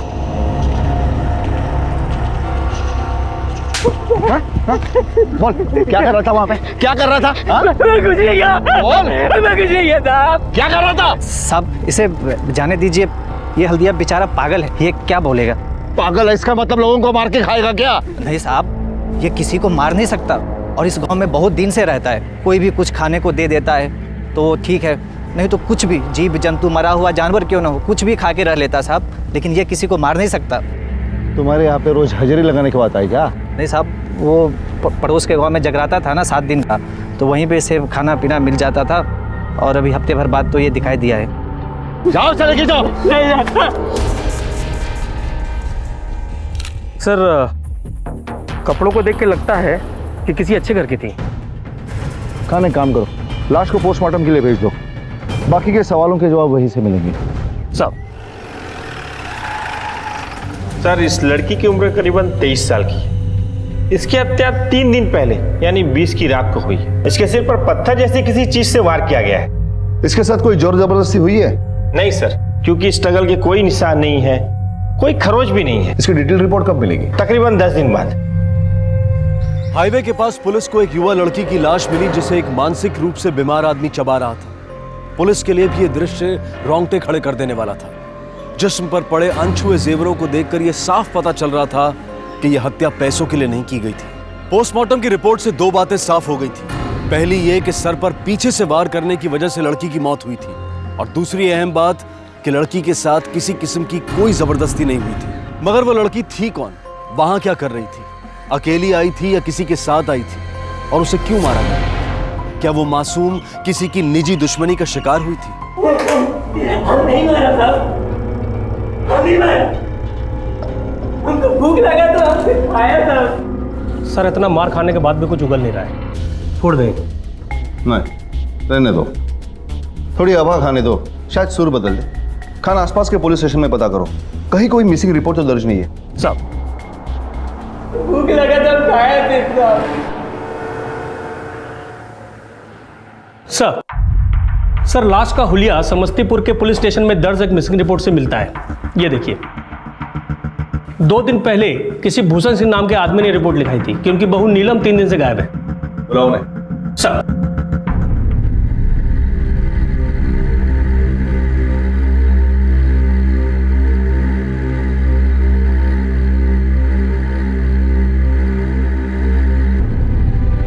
मिसिंग रिपोर्ट आपने 2 दिन बाद लिखवाई थी। घर पे झगड़ा हुआ था क्या? नहीं सर। अच्छा, ये एक बात बताइए कि आपके अपने पत्नी के साथ कैसे संबंध है? खुशकिस्मती थी हमारी कि हमारी शादी उससे हुई थी। बहुत ध्यान रखती थी हमारा। आपकी उनसे आखिरी बात क्या हुई थी? आई जी, नाश्ता तैयार हो गया है। अच्छा, ईका, आपको काम पर नहीं जाना है का? अच्छी काम वाम तो होता रहेगा, हमसे बतिया भी तो लीजिए। छोड़िए ना, हम आपके लिए आपका मनपसंद नाश्ता बनाए हैं, लिट्टी चोखा। तुमने खाया? नहीं नहीं, हम सोचे कि आपके बाद ही हम खाएंगे। आओ बैठो, साथ में खाते हैं। नहीं। आओ आओ आओ, आओ बैठो, साथ खा लेते हैं। खाना जल जाएगा। समझ में नहीं आ रहा है कि इतना घिनौना काम कर कौन सकता है। कमाल है सज्जन सिंह जी, वाकई में सब कुछ इतना अच्छा था तो ये मर्डर हुआ ही क्यों? तहकीकात में एक बात साफ निकल कर आई है कि ये मर्डर ना रेप की वजह से हुआ है ना लूटपाट। अगर मर्डर की वजह हो सकती है तो वो है दुश्मनी। जिस तरह से लाश को जलाया गया है उसे ऐसा लगता है कि हत्यारा उसे पहचानता था, इसीलिए वो उसकी पहचान मिटाने के लिए लाश को जलाना चाहता था। इससे यह लगता है कि खून किसी पहचान वाले ने ही किया है। और आप तो कहते हैं कि आपको किसी पे शक नहीं है या किसी के साथ दुश्मनी नहीं है। ये बात तो हमारी खोपड़ी में समझ में नहीं आ रही है कि आखिर उस बेचारी को कौन मार सकता है। इंस्पेक्टर साहब, बचपन में ही माँ को खो दिया था उसने। मुझे ही अपनी माँ मानती थी। कहने को तो बहुरिया थी, पर बेटी से कौनो कम नहीं थी। क्या बच्चों की तरह हरकत कर रही है तू? छोड़, बस बस बस बस बस। लगते हो ना एकदम हीरोइनिया। अभी सज्जन के बाबूजी देखेंगे तो क्या कहेंगे? क्या कहेंगे? यही कहेंगे कि मेरी दुल्हनिया तो अभी तक जवान है और हम तो कभी गौर ही नहीं किए। क्या पता था कि हमारी किस्मत में बहू का सुख ही नहीं है। अच्छा, एक बात बताइए, जिस दिन आपकी बहू गई, आपसे कुछ बात हुई थी उसकी? उस दिन तो किचन में खाना बनाने की तैयारी कर रही थी। क्या कर रही है बहुरिया? माँ जी, सब्जी काट दिए हैं, बस अभी छौंक लगाए देते हैं। अरे ये सब्जी रहने दे, छौंक हम लगा देंगे। तू जाके बगीचा में पानी डाल, नहीं तो आज सज्जन के बाबूजी हमका फिर गरिया आएंगे। जी माँ जी, अभी डाले देते हैं। आधे घंटे बाद जब हम बगीचे में गए तो वहाँ नीलम थी ही नहीं। हमका लगा कि बहुत धूप हो गया है, पेड़ों को पानी देकर वो अपने कमरे में गई होगी। अजीब बात है, आप दोनों के बीच में इतना अच्छा रिलेशन था, फिर भी आपकी बहू बिना बताए घर से चली गई। कुछ समझ में नहीं आ रहा है। क्या बताएं इंस्पेक्टर साहब, हम भी इसी सोच में हैं। अपने बहू को मोबाइल नंबर दीजिए। इंस्पेक्टर साहब, नीलम के पास कोनो फोन नहीं था। जरूरत ही नहीं थी ना, घर में सब चीज की सुविधा थी। अगर जरूरत होती तो हमारा ले लेती ना, पर ऐसा अक्सर होता नहीं था। देखिए, शहर के पार्टी अध्यक्ष हैं हम। पटना गए थे पार्टी काम से। जब वहां से वापस आए तो मालूम पड़ा कि हमें बहुरिया गायब हो गए। बहुत परेशान हो गए हम। कैसे कैसे हमने रात काटी हम जानते हैं। तो सुबह होते ही हमने पुलिस को इन्फॉर्म कर दिया और रिपोर्ट लिखवा दी। रूल रेगुलेशन तो हम भी जानते हैं, ऐसे ही पार्टी अध्यक्ष थोड़ी बन गए। अध्यक्ष जी, आपकी बहुरिया का मर्डर हुआ है, किसी पर तो शक होगा आपको। आपकी सियासत में कोई ना कोई तो ऐसा दुश्मन है जो आपके परिवार के साथ बदला लेना चाहता है। हमारा पूरा लाइफ सबके सामने है, ओपन है। पब्लिक हमें बहुत लाइक करती है, बहुत प्यार करती है। हमारे ख्याल में तो ऐसा कोई भी नहीं है। वो तो है, पब्लिक आपको लाइक करती है, पर कोई ना कोई तो ऐसा है जो आपकी बहू नीलम को डिसलाइक करता है, वरना आज आप यहाँ नहीं होते अध्यक्ष जी। 20 तारीख को आप कहाँ पे थी? सर, हम उस दिन कॉलेज गए थे। मेरा एक्स्ट्रा लेक्चर का क्लास था और जैसे ही हम कॉलेज से घर लौटे तो माँ ने कहा कि नीलम भौजी घर में दिखाई नहीं दे रही। तो मैंने कहा, अरे चिंता काहे करती हो, जहाँ होगी आ जाएगी। वो मेरी भौजी ना थोड़ी सोशल टाइप थी, तो मुझे लगा कि आस पड़ोस में चली गई होगी। लेकिन जब बहुत देर तक नहीं आई तो मुझे भी उसकी चिंता सताने लगी। फिर पता चला कि वो तो हमें हमेशा हमेशा के लिए छोड़कर चली गई। Sorry sir. आप दोनों ननद भौजाई के बीच में रिश्ता कैसा था? सर, ननद भौजाई का तो रिश्ता था ही नहीं, हम तो एकदम फ्रेंडली थे सर, बहनें जैसी। फिर भी आपको पता नहीं वो कहाँ जा सकती है? कोई रिश्तेदार, कोई पड़ोसी? सर, हम उनसे कभी कुछ पूछते नहीं थे, वो हमसे बड़ी थी ना। क्या आपने उसके परिवार वालों को उसके गुमशुदगी के बारे में इन्फॉर्म किया था? इतना बड़ा बात हो गया कि हम उसको इन्फॉर्म नहीं करेंगे? रदीपुर में है उसका मायका, अम्मा तो उसकी है नहीं, सिर्फ बाप है। खबर सुन के बहुत शौक हो गए वो। ठीक है सिंह साहब, अभी आप जा सकते हैं, लेकिन ये पटना वटना मत जाइएगा, क्योंकि हमें आपकी फिर से जरूरत पड़ सकती है। अब दरोगा की बात कौन टाल सकता है? नमस्कार। रदीपुर में है उसका मायका, अम्मा तो उसकी है नहीं, सिर्फ बाप है। सर। खान, हमारा थाना क्षेत्र सुल्तानगंज समस्तीपुर और राधेपुर के बीचों बीच है, और नीलम की लाश राधेपुर के नजदीक मिली है। यानी कि यह मुमकिन है कि नीलम अपने बाप के घर जा रही हो या वहां से वापस लौट रही हो, उसी समय यह हादसा हुआ होगा। मगर जब तक हम किसी नतीजे पर नहीं पहुंचते, तब तक हमें उनकी बातों को सच मानना पड़ेगा। नीलम अपने मायके गई थी या नहीं गई थी, यह तो हमें उसके मायके से ही पता चलेगा। खान, नीलम के ससुराल के सभी फोन नंबर्स के रिकॉर्ड्स निकलवाओ।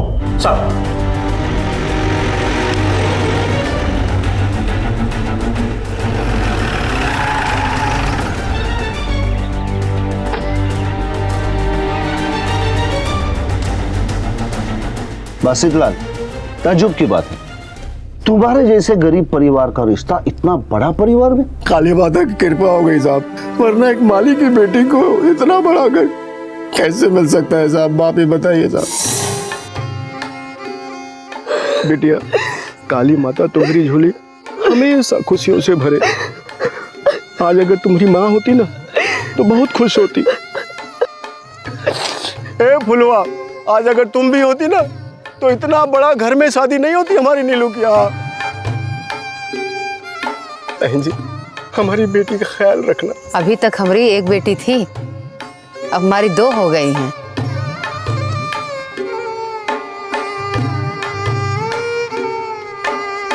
भैया, बहुत ही ऊंचे परिवार में आपकी बेटी का ब्याह हुआ है, वो भी बिना कोई लेन देन।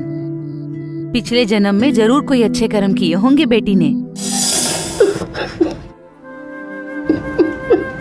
अच्छा, ये शादी तेरी मर्जी से हुई थी कि तेरी बेटी की मर्जी से? लड़का लड़की एक दूसरे को जानना तो बहुत दूर की बात है सर। एक दूसरे को देखा तक नहीं था। हमने जहां बोला वहां हमारी बेटी ने शादी कर ली साहब। लाखों में एक थी हमारी बेटी साहब।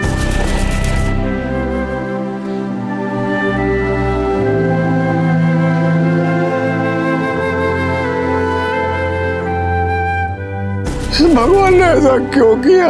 अरे हमारी जान ले ली होती, उसकी जान क्यों ली?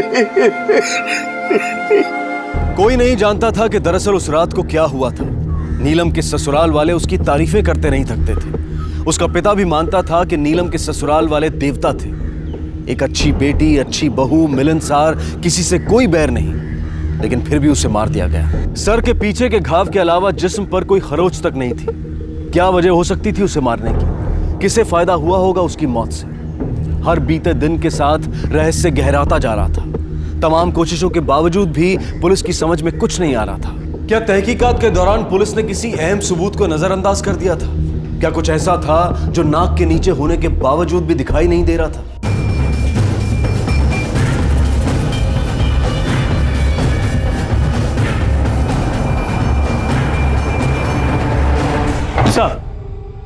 सर, नीलम के ससुराल वालों के फोन नंबर्स की जांच कर ली है। 2 बातें सामने आई। पहला, 20 तारीख यानी जिस दिन नीलम की हत्या हुई, घर के सभी सदस्यों की लोकेशन ठीक वैसी ही थी जैसा उन्होंने हमें बताया, और घर का कोई भी सदस्य हत्या वाली लोकेशन के आसपास भी नहीं था। और दूसरी बात? सर, एक नंबर ऐसा है जिस पे घर के सभी नंबरों से बात होती थी, ये रहा। जिस दिन नीलम गायब हुई थी उस दिन इस नंबर पे आखिरी बार कॉल गया था। उसके बाद इस पे अभी तक कॉल नहीं हुआ है सर। और सर, एक खास बात कि इस नंबर पे जितने भी कॉल्स हुए हैं सब आउटगोइंग थे, इनकमिंग एक भी नहीं था। ये नंबर तो इस डूबते केस के लिए तिनका साबित हो सकता है। इस नंबर का नीलम की हत्या के साथ कोई ना कोई संबंध तो जरूर है। हो सकता है कि नीलम के ससुराल का कोई आदमी इसमें शामिल हो और वो किसी प्रोफेशनल हत्यारे के टच में हो। वैसे ये नंबर है कहां का? राधेपुर का है सर। लगाओ तो देखिए किसका है। सर, कई बार फोन लगाया लेकिन उठाता नहीं है।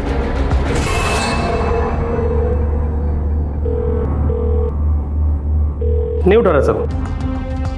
इस नंबर के बारे में तो सिंह परिवार ही बता सकता है। अरे हम नहीं जानते हैं। जिस दिन याद आएगा बता देंगे दरोगा जी। और हमारा फोन तो ऑफिस में भी यूज होता है, किस किस पर याद रखे हम? हमें भी नहीं पता सर, ये किसका नंबर है।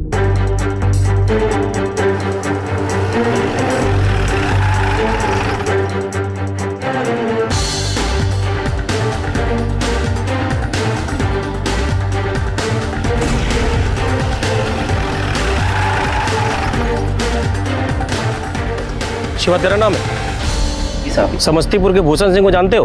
क्या रिश्ता तुम्हारा उससे? पहले था साहब, अभी कोई रिश्ता नहीं है। तो फिर वो लोग तुमको फोन क्यों करते हैं? तुम खास हो उनके? ना तो हम उनके खास हैं और ना ही वो सब हमको फोन करते हैं। सिर्फ नीलम हमको फोन करती है। चलो ले चलो इसे दर, चलो उसको उठा लो। अरे साहब साला अंदर डाल उसको। अरे साहब सच सच बता वरना बहुत पिटाएगा। बोल। साहब हम सच कह रहे हैं, हम बहुत प्यार करते थे उससे। काहे का प्यार बे? शादी के बाद वो खुश थी अपने ससुराल में, काहे ब्लैकमेल करता था उसे? तू टच में था उसके? बोल सब कुछ सच। अरे साहब हम कह रहे हैं ना, मुझसे बहुत प्यार करते थे, ब्लैकमेल काहे करेंगे साहब आप? अच्छा तो वो फोन क्यों करती बार बार? उसने पैसा देना बंद कर दिया इसलिए घर से बाहर बुलाकर उसको मार डाला, या उसने रिश्ता रखने से मना कर दिया इसलिए उसकी जान ले ली? अरे नहीं साहब नहीं, ये झूठ है साहब, ये झूठ है। आवाज नीचे। पुलिस स्टेशन है, तेरा घर नहीं। देख तेरी भलाई इसी में है, सब कुछ सच सच बता दे हमें। सर आप कुछ देख ले, इसको मेरे पास छोड़ दीजिए, सब उगलवा दूंगा। चाहे कितना भी मार ले, कितना भी डरा धमका, यही सच है कि हम दोनों एक दूसरे से बहुत प्यार करते थे। हाँ ये बात अलग है, नीलम वहाँ पे खुश नहीं थी, उस पर बहुत अत्याचार होता था साहब आप, बस इसीलिए वो हमें फोन करती थी। फोन छीन लिया है, कहते अपने बाप के अलावा किससे बात करेगी, इसलिए तो कभी इसके और कभी उसके फोन से फोन करती हूँ। अरे हमने तुमसे पहले ही कहा था, काहे छोड़ छाड़ के सब कुछ वापस नहीं आ जाती है। हाँ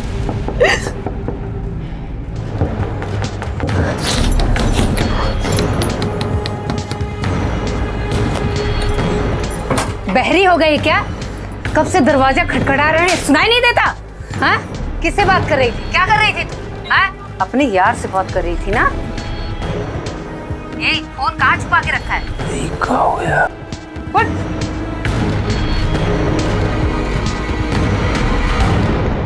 अब की बार दरवाजा बंद करके बैठी ना तो तेरे हाथ पैर तोड़ दूंगी। तो कोई लाट साहब नहीं है जो दरवाजा बंद करके बैठेगी, और दोबारा ऐसी गलती की ना तो तेरी ये जो गोरी चमड़िया है ना छील के रख देंगे, समझी?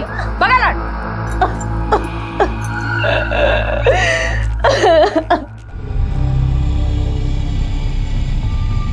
ये सब जानने के बाद हम जिद कर कर उससे मिलने गए। ये भगवान भी कुछ नहीं कर सकते अब। हमारे लालची बापू ने हमारी शादी नहीं करवाई, बेच डाला है हमें, बेच। तू चिंता न कर नीलम, भाग चलते हैं यहाँ से, दूसरे शहर। इतना बड़ा देश है, कोई नहीं पहचान पाएगा हमको। चल। तुम जानते नहीं हो हमारे घर वालों को, आसपास के सारे लोग कांपते हैं उनके नाम से, जितना हो सके ना दूर ही रहते हैं। तुम जाओ, पूरे टाइम नजर रखी जाती है हम पर, अगर किसी ने देख लिया ना हम दोनों को तो काट डालेंगे ये लोग। अरे तुम इस हालत में हम छोड़ के कैसे जा सकते हैं? हमारा बात तो सुनो तुम।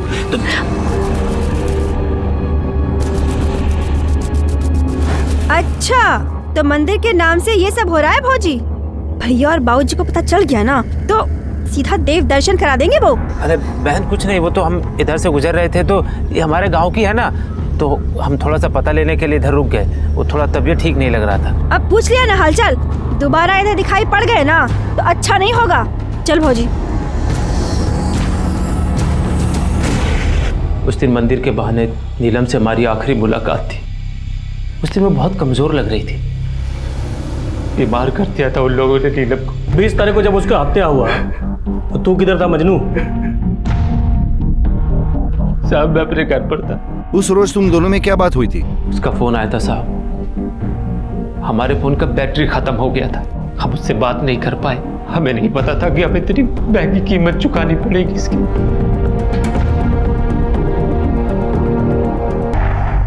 सर ये शिवा या नीलम के ससुराल वालों में से कोई एक झूठ बोल रहा है। शिवा के फोन के रिकॉर्ड्स निकालो और पता करो कि 20 तारीख को जहां पर नीलम की लाश मिली थी उस जगह के आसपास वो मौजूद था या नहीं। नीलम की पोस्टमार्टम की रिपोर्ट 10 दिन में आने वाली थी, पता करो उसका क्या हुआ है। सर। और हाँ ये निम्मी को बुला लो। पता तो चले कि वो शिवा की मुलाकात वाली बात उसने छुपा के क्यों रखी। हम अपने बाबूजी को बहुत अच्छी तरीके से जानते हैं सर। हमारे घर का कुत्ता भी पड़ोस के घर जाकर रोटी खा ले तो उसे भी गोली मार दी जाती है, इसीलिए हमने ये बात सबसे छिपा ली थी। वैसे भौजी हमारी जाति की नहीं थी, इसीलिए उन्हें ये नहीं मालूम था कि ऊंची जाति के लोग जीते कैसे हैं। तभी तो अड़ोस पड़ोस में रहने वाले सारे लोगों से बतिया लिया करती थी। ठीक है, अभी अब जा सकती है। अगर आपको और कुछ पता चले तो हमें जरूर इन्फॉर्म कर देना, भूलना मत। जी थैंक यू सर। खान, एक बात समझ में नहीं आ रही है, ये बेमेल शादी हुई कैसे? दोनों परिवार की हैसियत में जमीन आसमान का अंतर है, जाति अलग है, लव मैरिज भी नहीं था, यहां तक कि लड़का और लड़की एक दूसरे को जानते तक नहीं थे। बिल्कुल ठीक सर, दाल में जरूर कुछ काला है। सर ये सज्जन भूषण सिंह का इकलौता बेटा है, हाथ पांव भी उसके सही सलामत है और कमाता भी अच्छा है। परिवार की हैसियत भी थी और दबदबा भी। इनको अपनी जाति में और हैसियत के हिसाब से लड़की मिल सकती थी, लेकिन ऐसा हुआ नहीं। सर ऐसा भी हो सकता है कि प्यार में ठुकराया हुआ आशिक शिवा जानबूझ के मनगढ़ंत कहानी बना रहा हो बदला लेने के लिए। हो भी सकता है और नामुमकिन भी हो सकता है, क्योंकि बात कहीं ना कहीं शादी पे ही आ रही है। खान, पता करो ये शादी किसने करवाई थी। हो सकता है इस कत्ल का राज इस शादी में छुपा हो।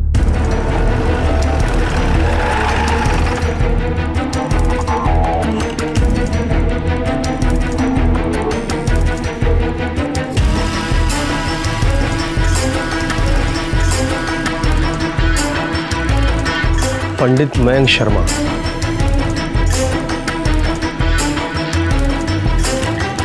इसे पहचानते हैं पंडित जी? हाँ हाँ दरोगा जी, ये लड़की के ब्याह तो हम ही कराए थे। इसके बाप के पास तो चवन्नी नहीं थी, कैसे जमी जोड़ी? वो कहा है ना दरोगा जी कि सिंह साहब के पत्नी के बनाए सांचे में ये लड़की एकदम फिट बैठती थी। सांचा? कैसा सांचा? जी दरोगा जी, सिंह साहब की पत्नी जो चाहती थी वो सुन के तो हम भी चौंक गए थे। लड़की तो ठीक है पंडित जी, पर लड़की के कुंडली से ज्यादा जरूरी है दोनों का ब्लड ग्रुप मैच होना। Blood group? एक बार ब्लड ग्रुप मैच हो गया ना तो हमें ना जाति पाति की परवाह है और ना ही दहेज की और ना ही हैसियत की। समझ गए ना पंडित जी? वो कहा है ना दरोगा जी, नीलम देखने में भी अच्छी थी और उसका ब्लड ग्रुप भी मैच कर गया था, इसीलिए 15 दिन के अंदर ही ब्याह हो गया। मतलब अब समस्तीपुर में भी ब्लड ग्रुप मैच करके शादी होने लगा है। बड़े लोग हैं, उनके चोचले भी अलग हैं। वैसे दरोगा जी 7 लड़कियों का ब्लड ग्रुप टेस्ट हुआ था, तब जाके ये नीलम फाइनल हुई थी। शिवा नीलम से प्यार करता था, ये बात उसने खुद पुलिस को बताई थी, लेकिन नीलम पर ससुराल में अत्याचार होता था, ये नई बात पुलिस को पता चली थी।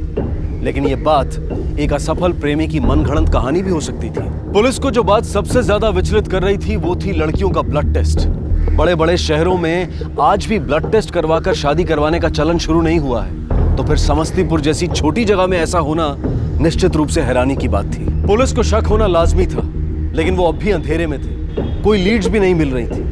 और हत्या के दिन नीलम के ससुराल वाले कहां पर थे इसकी जानकारी भी उन्होंने एकदम सही दी थी। मगर जो दिखाई दे रहा था क्या वही सही था या फिर ऊपरी सतह के नीचे कुछ छिपा हुआ था? अरे क्या मजाक करते हैं इंस्पेक्टर साहब, का आप नहीं जानते? अरे आजकल तो डॉक्टर भी कहते हैं कि कुंडली से ज्यादा जरूरी है खून का मैच करना। हमें तो जात पात की कोनो चिंता है नहीं, और आप तो जानते हैं सज्जन के बाबू इस शहर के अध्यक्ष हैं और वही ना सबको राह दिखाएंगे जात पात दहेज से मुक्ति की। और फिर हमें एक सुंदर सुशील बहू चाहिए थी, वो तो नीलम में था ही, चाहे तो इससे पूछ लीजिए। पानी लीजिएगा? No thanks. ठीक है, हमें जब भी आपकी जरूरत पड़ेगी हम लोग आपको तकलीफ देंगे। निम्मी का कहना है कि उसकी भाभी बहुत सोशल टाइप की थी, कोई तो ऐसा होगा कि जिसके साथ वो अपने मन की बात करती होगी। खान तुम इस तरफ जाओ, मैं इस तरफ पता करता हूँ। सर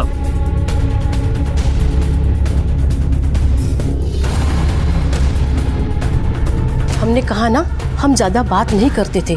देखिए आपको किसी ने हमारे साथ देख लिया ना तो गजब हो जाएगा। हम जावत है।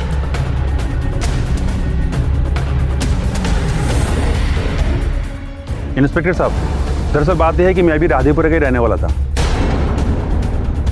ये बात जब उसे पता चली तो अक्सर मुझसे मिलने के लिए मेरे घर आया करती थी। उस दिन जब वो मेरे घर आई थी ना तो बहुत डरी हुई थी। नीलम, चलो पानी पी लो। नीलम, ये तुम्हारे हाथ को क्या हुआ? कुछ नहीं, वो खाना बनाते बनाते तेल गिर गया था। और उसका हाथ तेल से नहीं जला था? देख के लग रहा था किसी ने उस पर गर्म लोहे के रॉड से दागा है।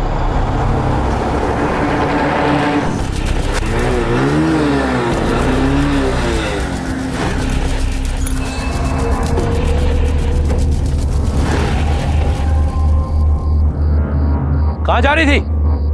भाई साहब एक मिनट देखिए, मेरी बात सुनिए। दरअसल क्या है कि इनका हाथ जल गया था और आप लोग घर पर कोई थे नहीं। एक पड़ोसी होने के नाते मैं इन्हें हॉस्पिटल लेके जा रहा था। रात के वक्त पड़ोसी होके तुम अस्पताल लेकर जा रहे हो? हम लोग मर गए हैं का? अरे इतना इमरजेंसी था ना तो हमको फोन कर लेते। क्या आपके पास फोन नहीं थे क्या? देखिए आप लोगों को कुछ गलतफहमी हो रही है। ज्यादा भाईचारा दिखाने की जरूरत नहीं है। बहुत दिनों से इस मोहल्ले में कुछ हुआ नहीं है, लगता है इसलिए सब लोग अपनी औकात भूल गए। अगर दोबारा हमारी लुगाई के आसपास दिखाई दिए यहीं गाड़ देंगे, भूल जाएंगे कि तुम हमारे पड़ोसी हो। निकल! अरे भगाओ से यहाँ से। चल तू अंदर दिखाई देना इसके तो फट बढ़िया आग लगा देना। उसके बाद से मैं तो उससे बहुत दूर रहने लगा।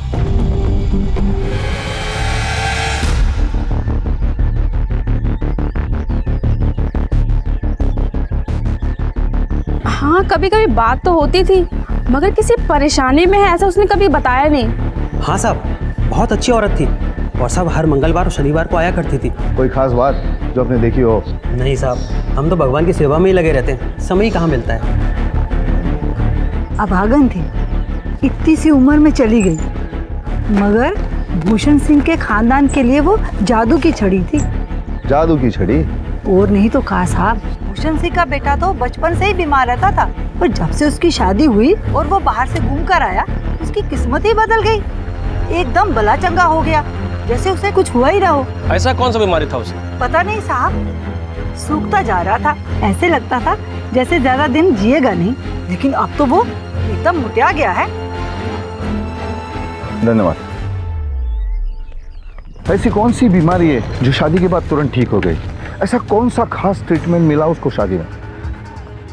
सर, ये नीलम के ससुराल वाले जरूर कुछ छुपा रहे हैं। और ये शिवा, नीलम का दोस्त, उसकी बातों में कुछ तो सच्चाई जरूर है।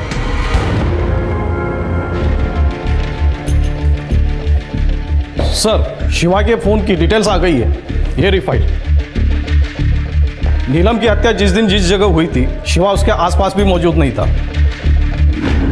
अभी छोड़ रहा हूं, पर इसके आगे तुम्हारा मोबाइल और बैटरी दोनों चार्ज रखना, वरना तुम्हारी बैटरी परमानेंट डाउन कर दूंगा। और हाँ, ये ज्यूरिडिक्शरी छोड़ के कहीं नहीं जाना, समझा?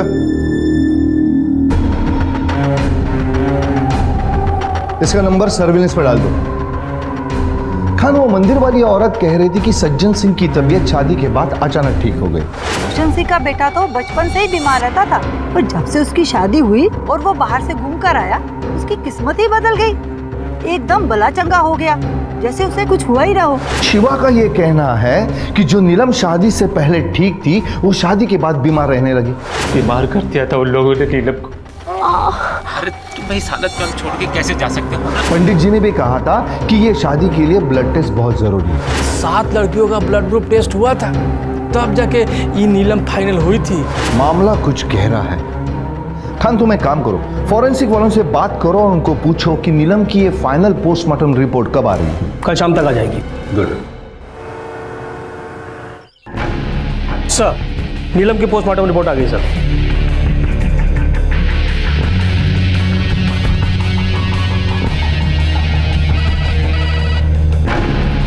हेलो डॉक्टर, मैं इंस्पेक्टर जोशी बोल रहा हूँ। हाँ जी बोलिए। नीलम की पोस्टमार्टम रिपोर्ट अभी देखी मैंने। आप ये क्या कह रहे हैं? अरे श्योर?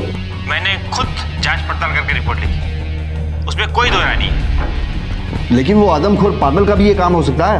नहीं, जो मैंने रिपोर्ट में लिखा है वही सत्य है। शिवा को फोन लगाओ। जी सर।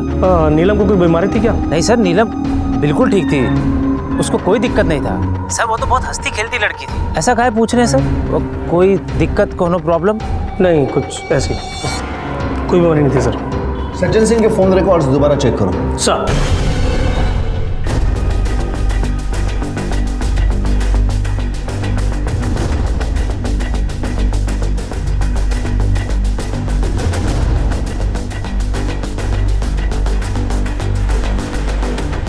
सर, मुजफ्फरपुर के निधि आरोग्य संस्थान का डॉक्टर 3 महीने से लगातार सज्जन सिंह के संपर्क में था। ये देखिए।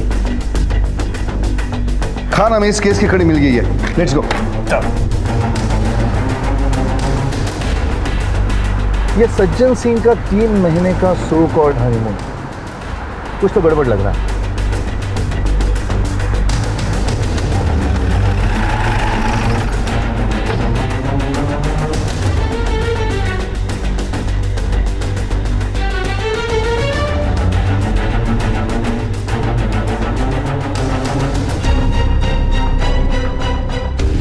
इंस्पेक्टर साहब, ये सब नीलम की मर्जी से हुआ है। और देखिए, हमारे पास सब कागज है, रूल रेगुलेशन हम भी जानते हैं, कोई जबरदस्ती नहीं हुआ है। ये देखिए, दूध का दूध और पानी का पानी साफ नजर आ रहा है।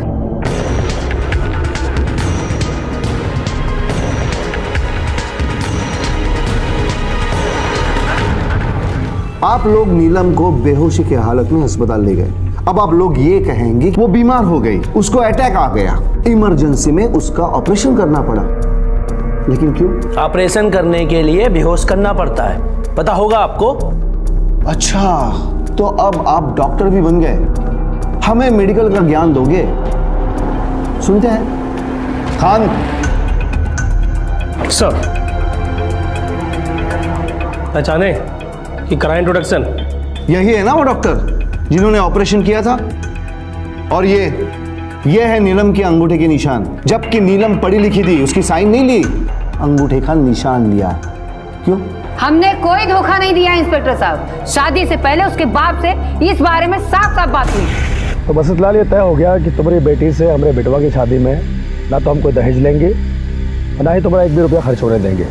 सारा खर्चा हम उठाएंगे, ऊपर से तुमको 20,000 रुपया भी देंगे। लेकिन शादी के बाद तुम्हारी बेटी 1 किडनी अपने पति को दान देगी। जी जी जी जी, बिल्कुल बिल्कुल बिल्कुल।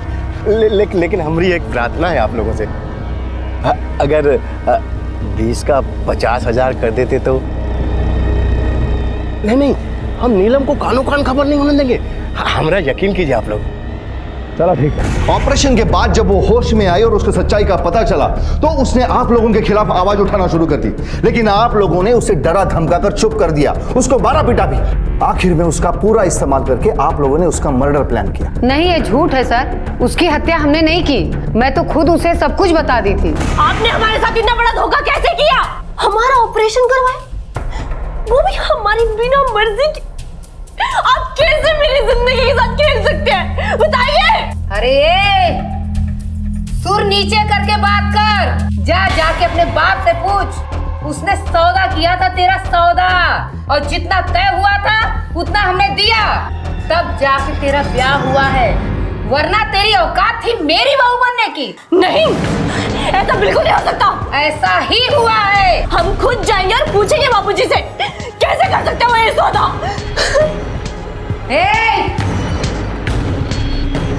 सुन, अगर गई ना तो दोबारा लौट के बताना, ये 1 वे ट्रैफिक है।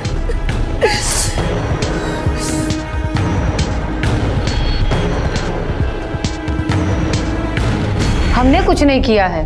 आप लोगों ने बेहोशी की हालत में उसे बिना बताए ये कांड किया हुआ है। ये साफ साफ अपराध है।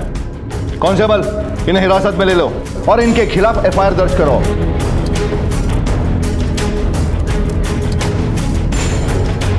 अब सवाल यह है कि नीलम का हत्यारा कौन? ये सब उस ससुरे शिवा नाम के लड़के का कसूर है। उसी ने मारा है उसे।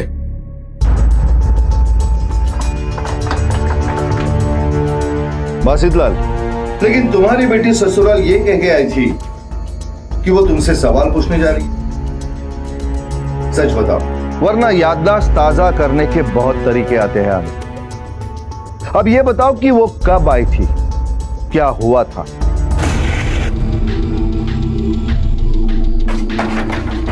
दरवाजा खोलो, दरवाजा खोलो।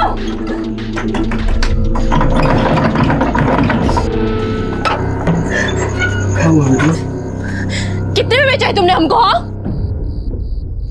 तुम इतना गिर सकते हो, हम कभी सोचे नहीं थे। देखो बिटिया, गरीबी ने हमें वैसे भी मार दिया है और बेटा हम पता लगाए हैं तुम एक गुर्दा में भी जी सकती हो, पर तुम्हारा जीवन तो सुखी हो गया ना।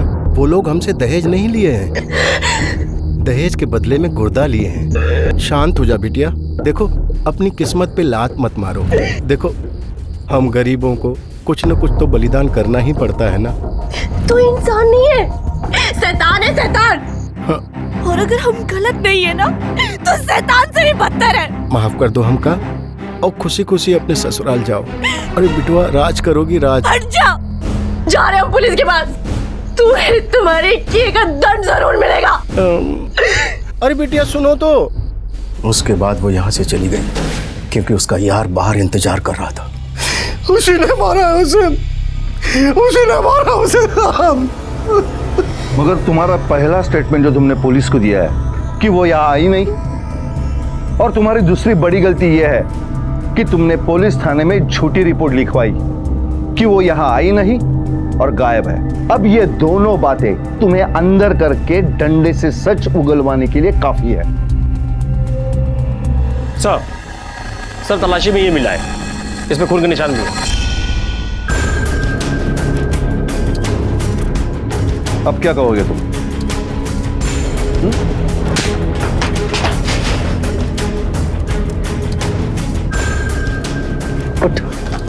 अब झूठ बोलने की जरूरत नहीं है, अब सच बता, वरना तब तक मारता रहूंगा जब तक तुम्हारी बोलती बंद नहीं हो जाती। बोल, कैसे मरवाया था उसे?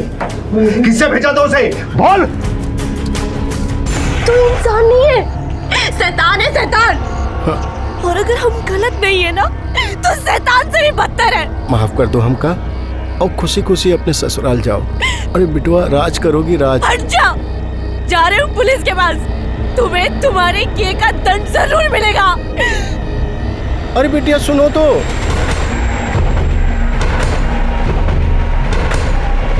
मेरी बात तो सुनो बिटिया। अरे क्या करने जा रही है तू? अरे रुक जा। अरे रुक जा बेटा, काहे अपनी और हमारी जिंदगी खराब कर रही है? सुखी रहेगी बेटा, रानी बन के राज करेगी।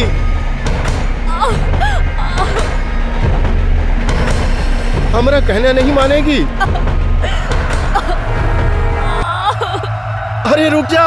नहीं रुकेंगे हम, तुमको सजा दिलाकर ही रहेंगे।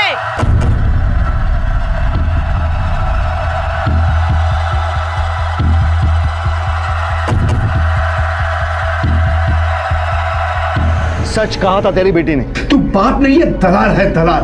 तुम जैसे सारे लोग उस आदमखोर जानवर की तरह हो जो इंसान के शरीर के हिस्से खा रहे हो। अब पीसो जेल में चक्की। For murder, conspiracy of murder और इलीगल ऑर्गन ट्रांसप्लांट, समझे? इंसान के कर्म ही उसका नसीब तय करते हैं। बसंत लाल की शराब पीने की और दौलत की लत ने उसे इतना अंधा कर दिया था कि उसने अपनी ही बेटी की किडनी को दहेज के बदले बेच दिया।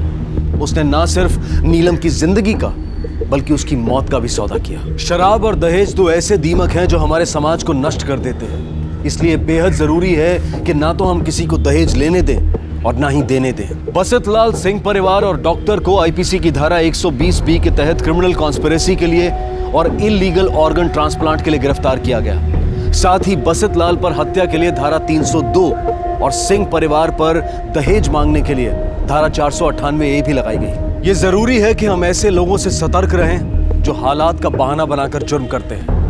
अब मैं अनूप सोनी आपसे विदा लेता हूं, फिर मुलाकात होगी अगले एपिसोड में और खुलासा करेंगे एक और जुर्म का। तब तक अपना और अपने परिवार का ख्याल रखें और देखते रहें क्राइम पेट्रोल डायल 100। सबक एक को, सीख हम सबको। जय।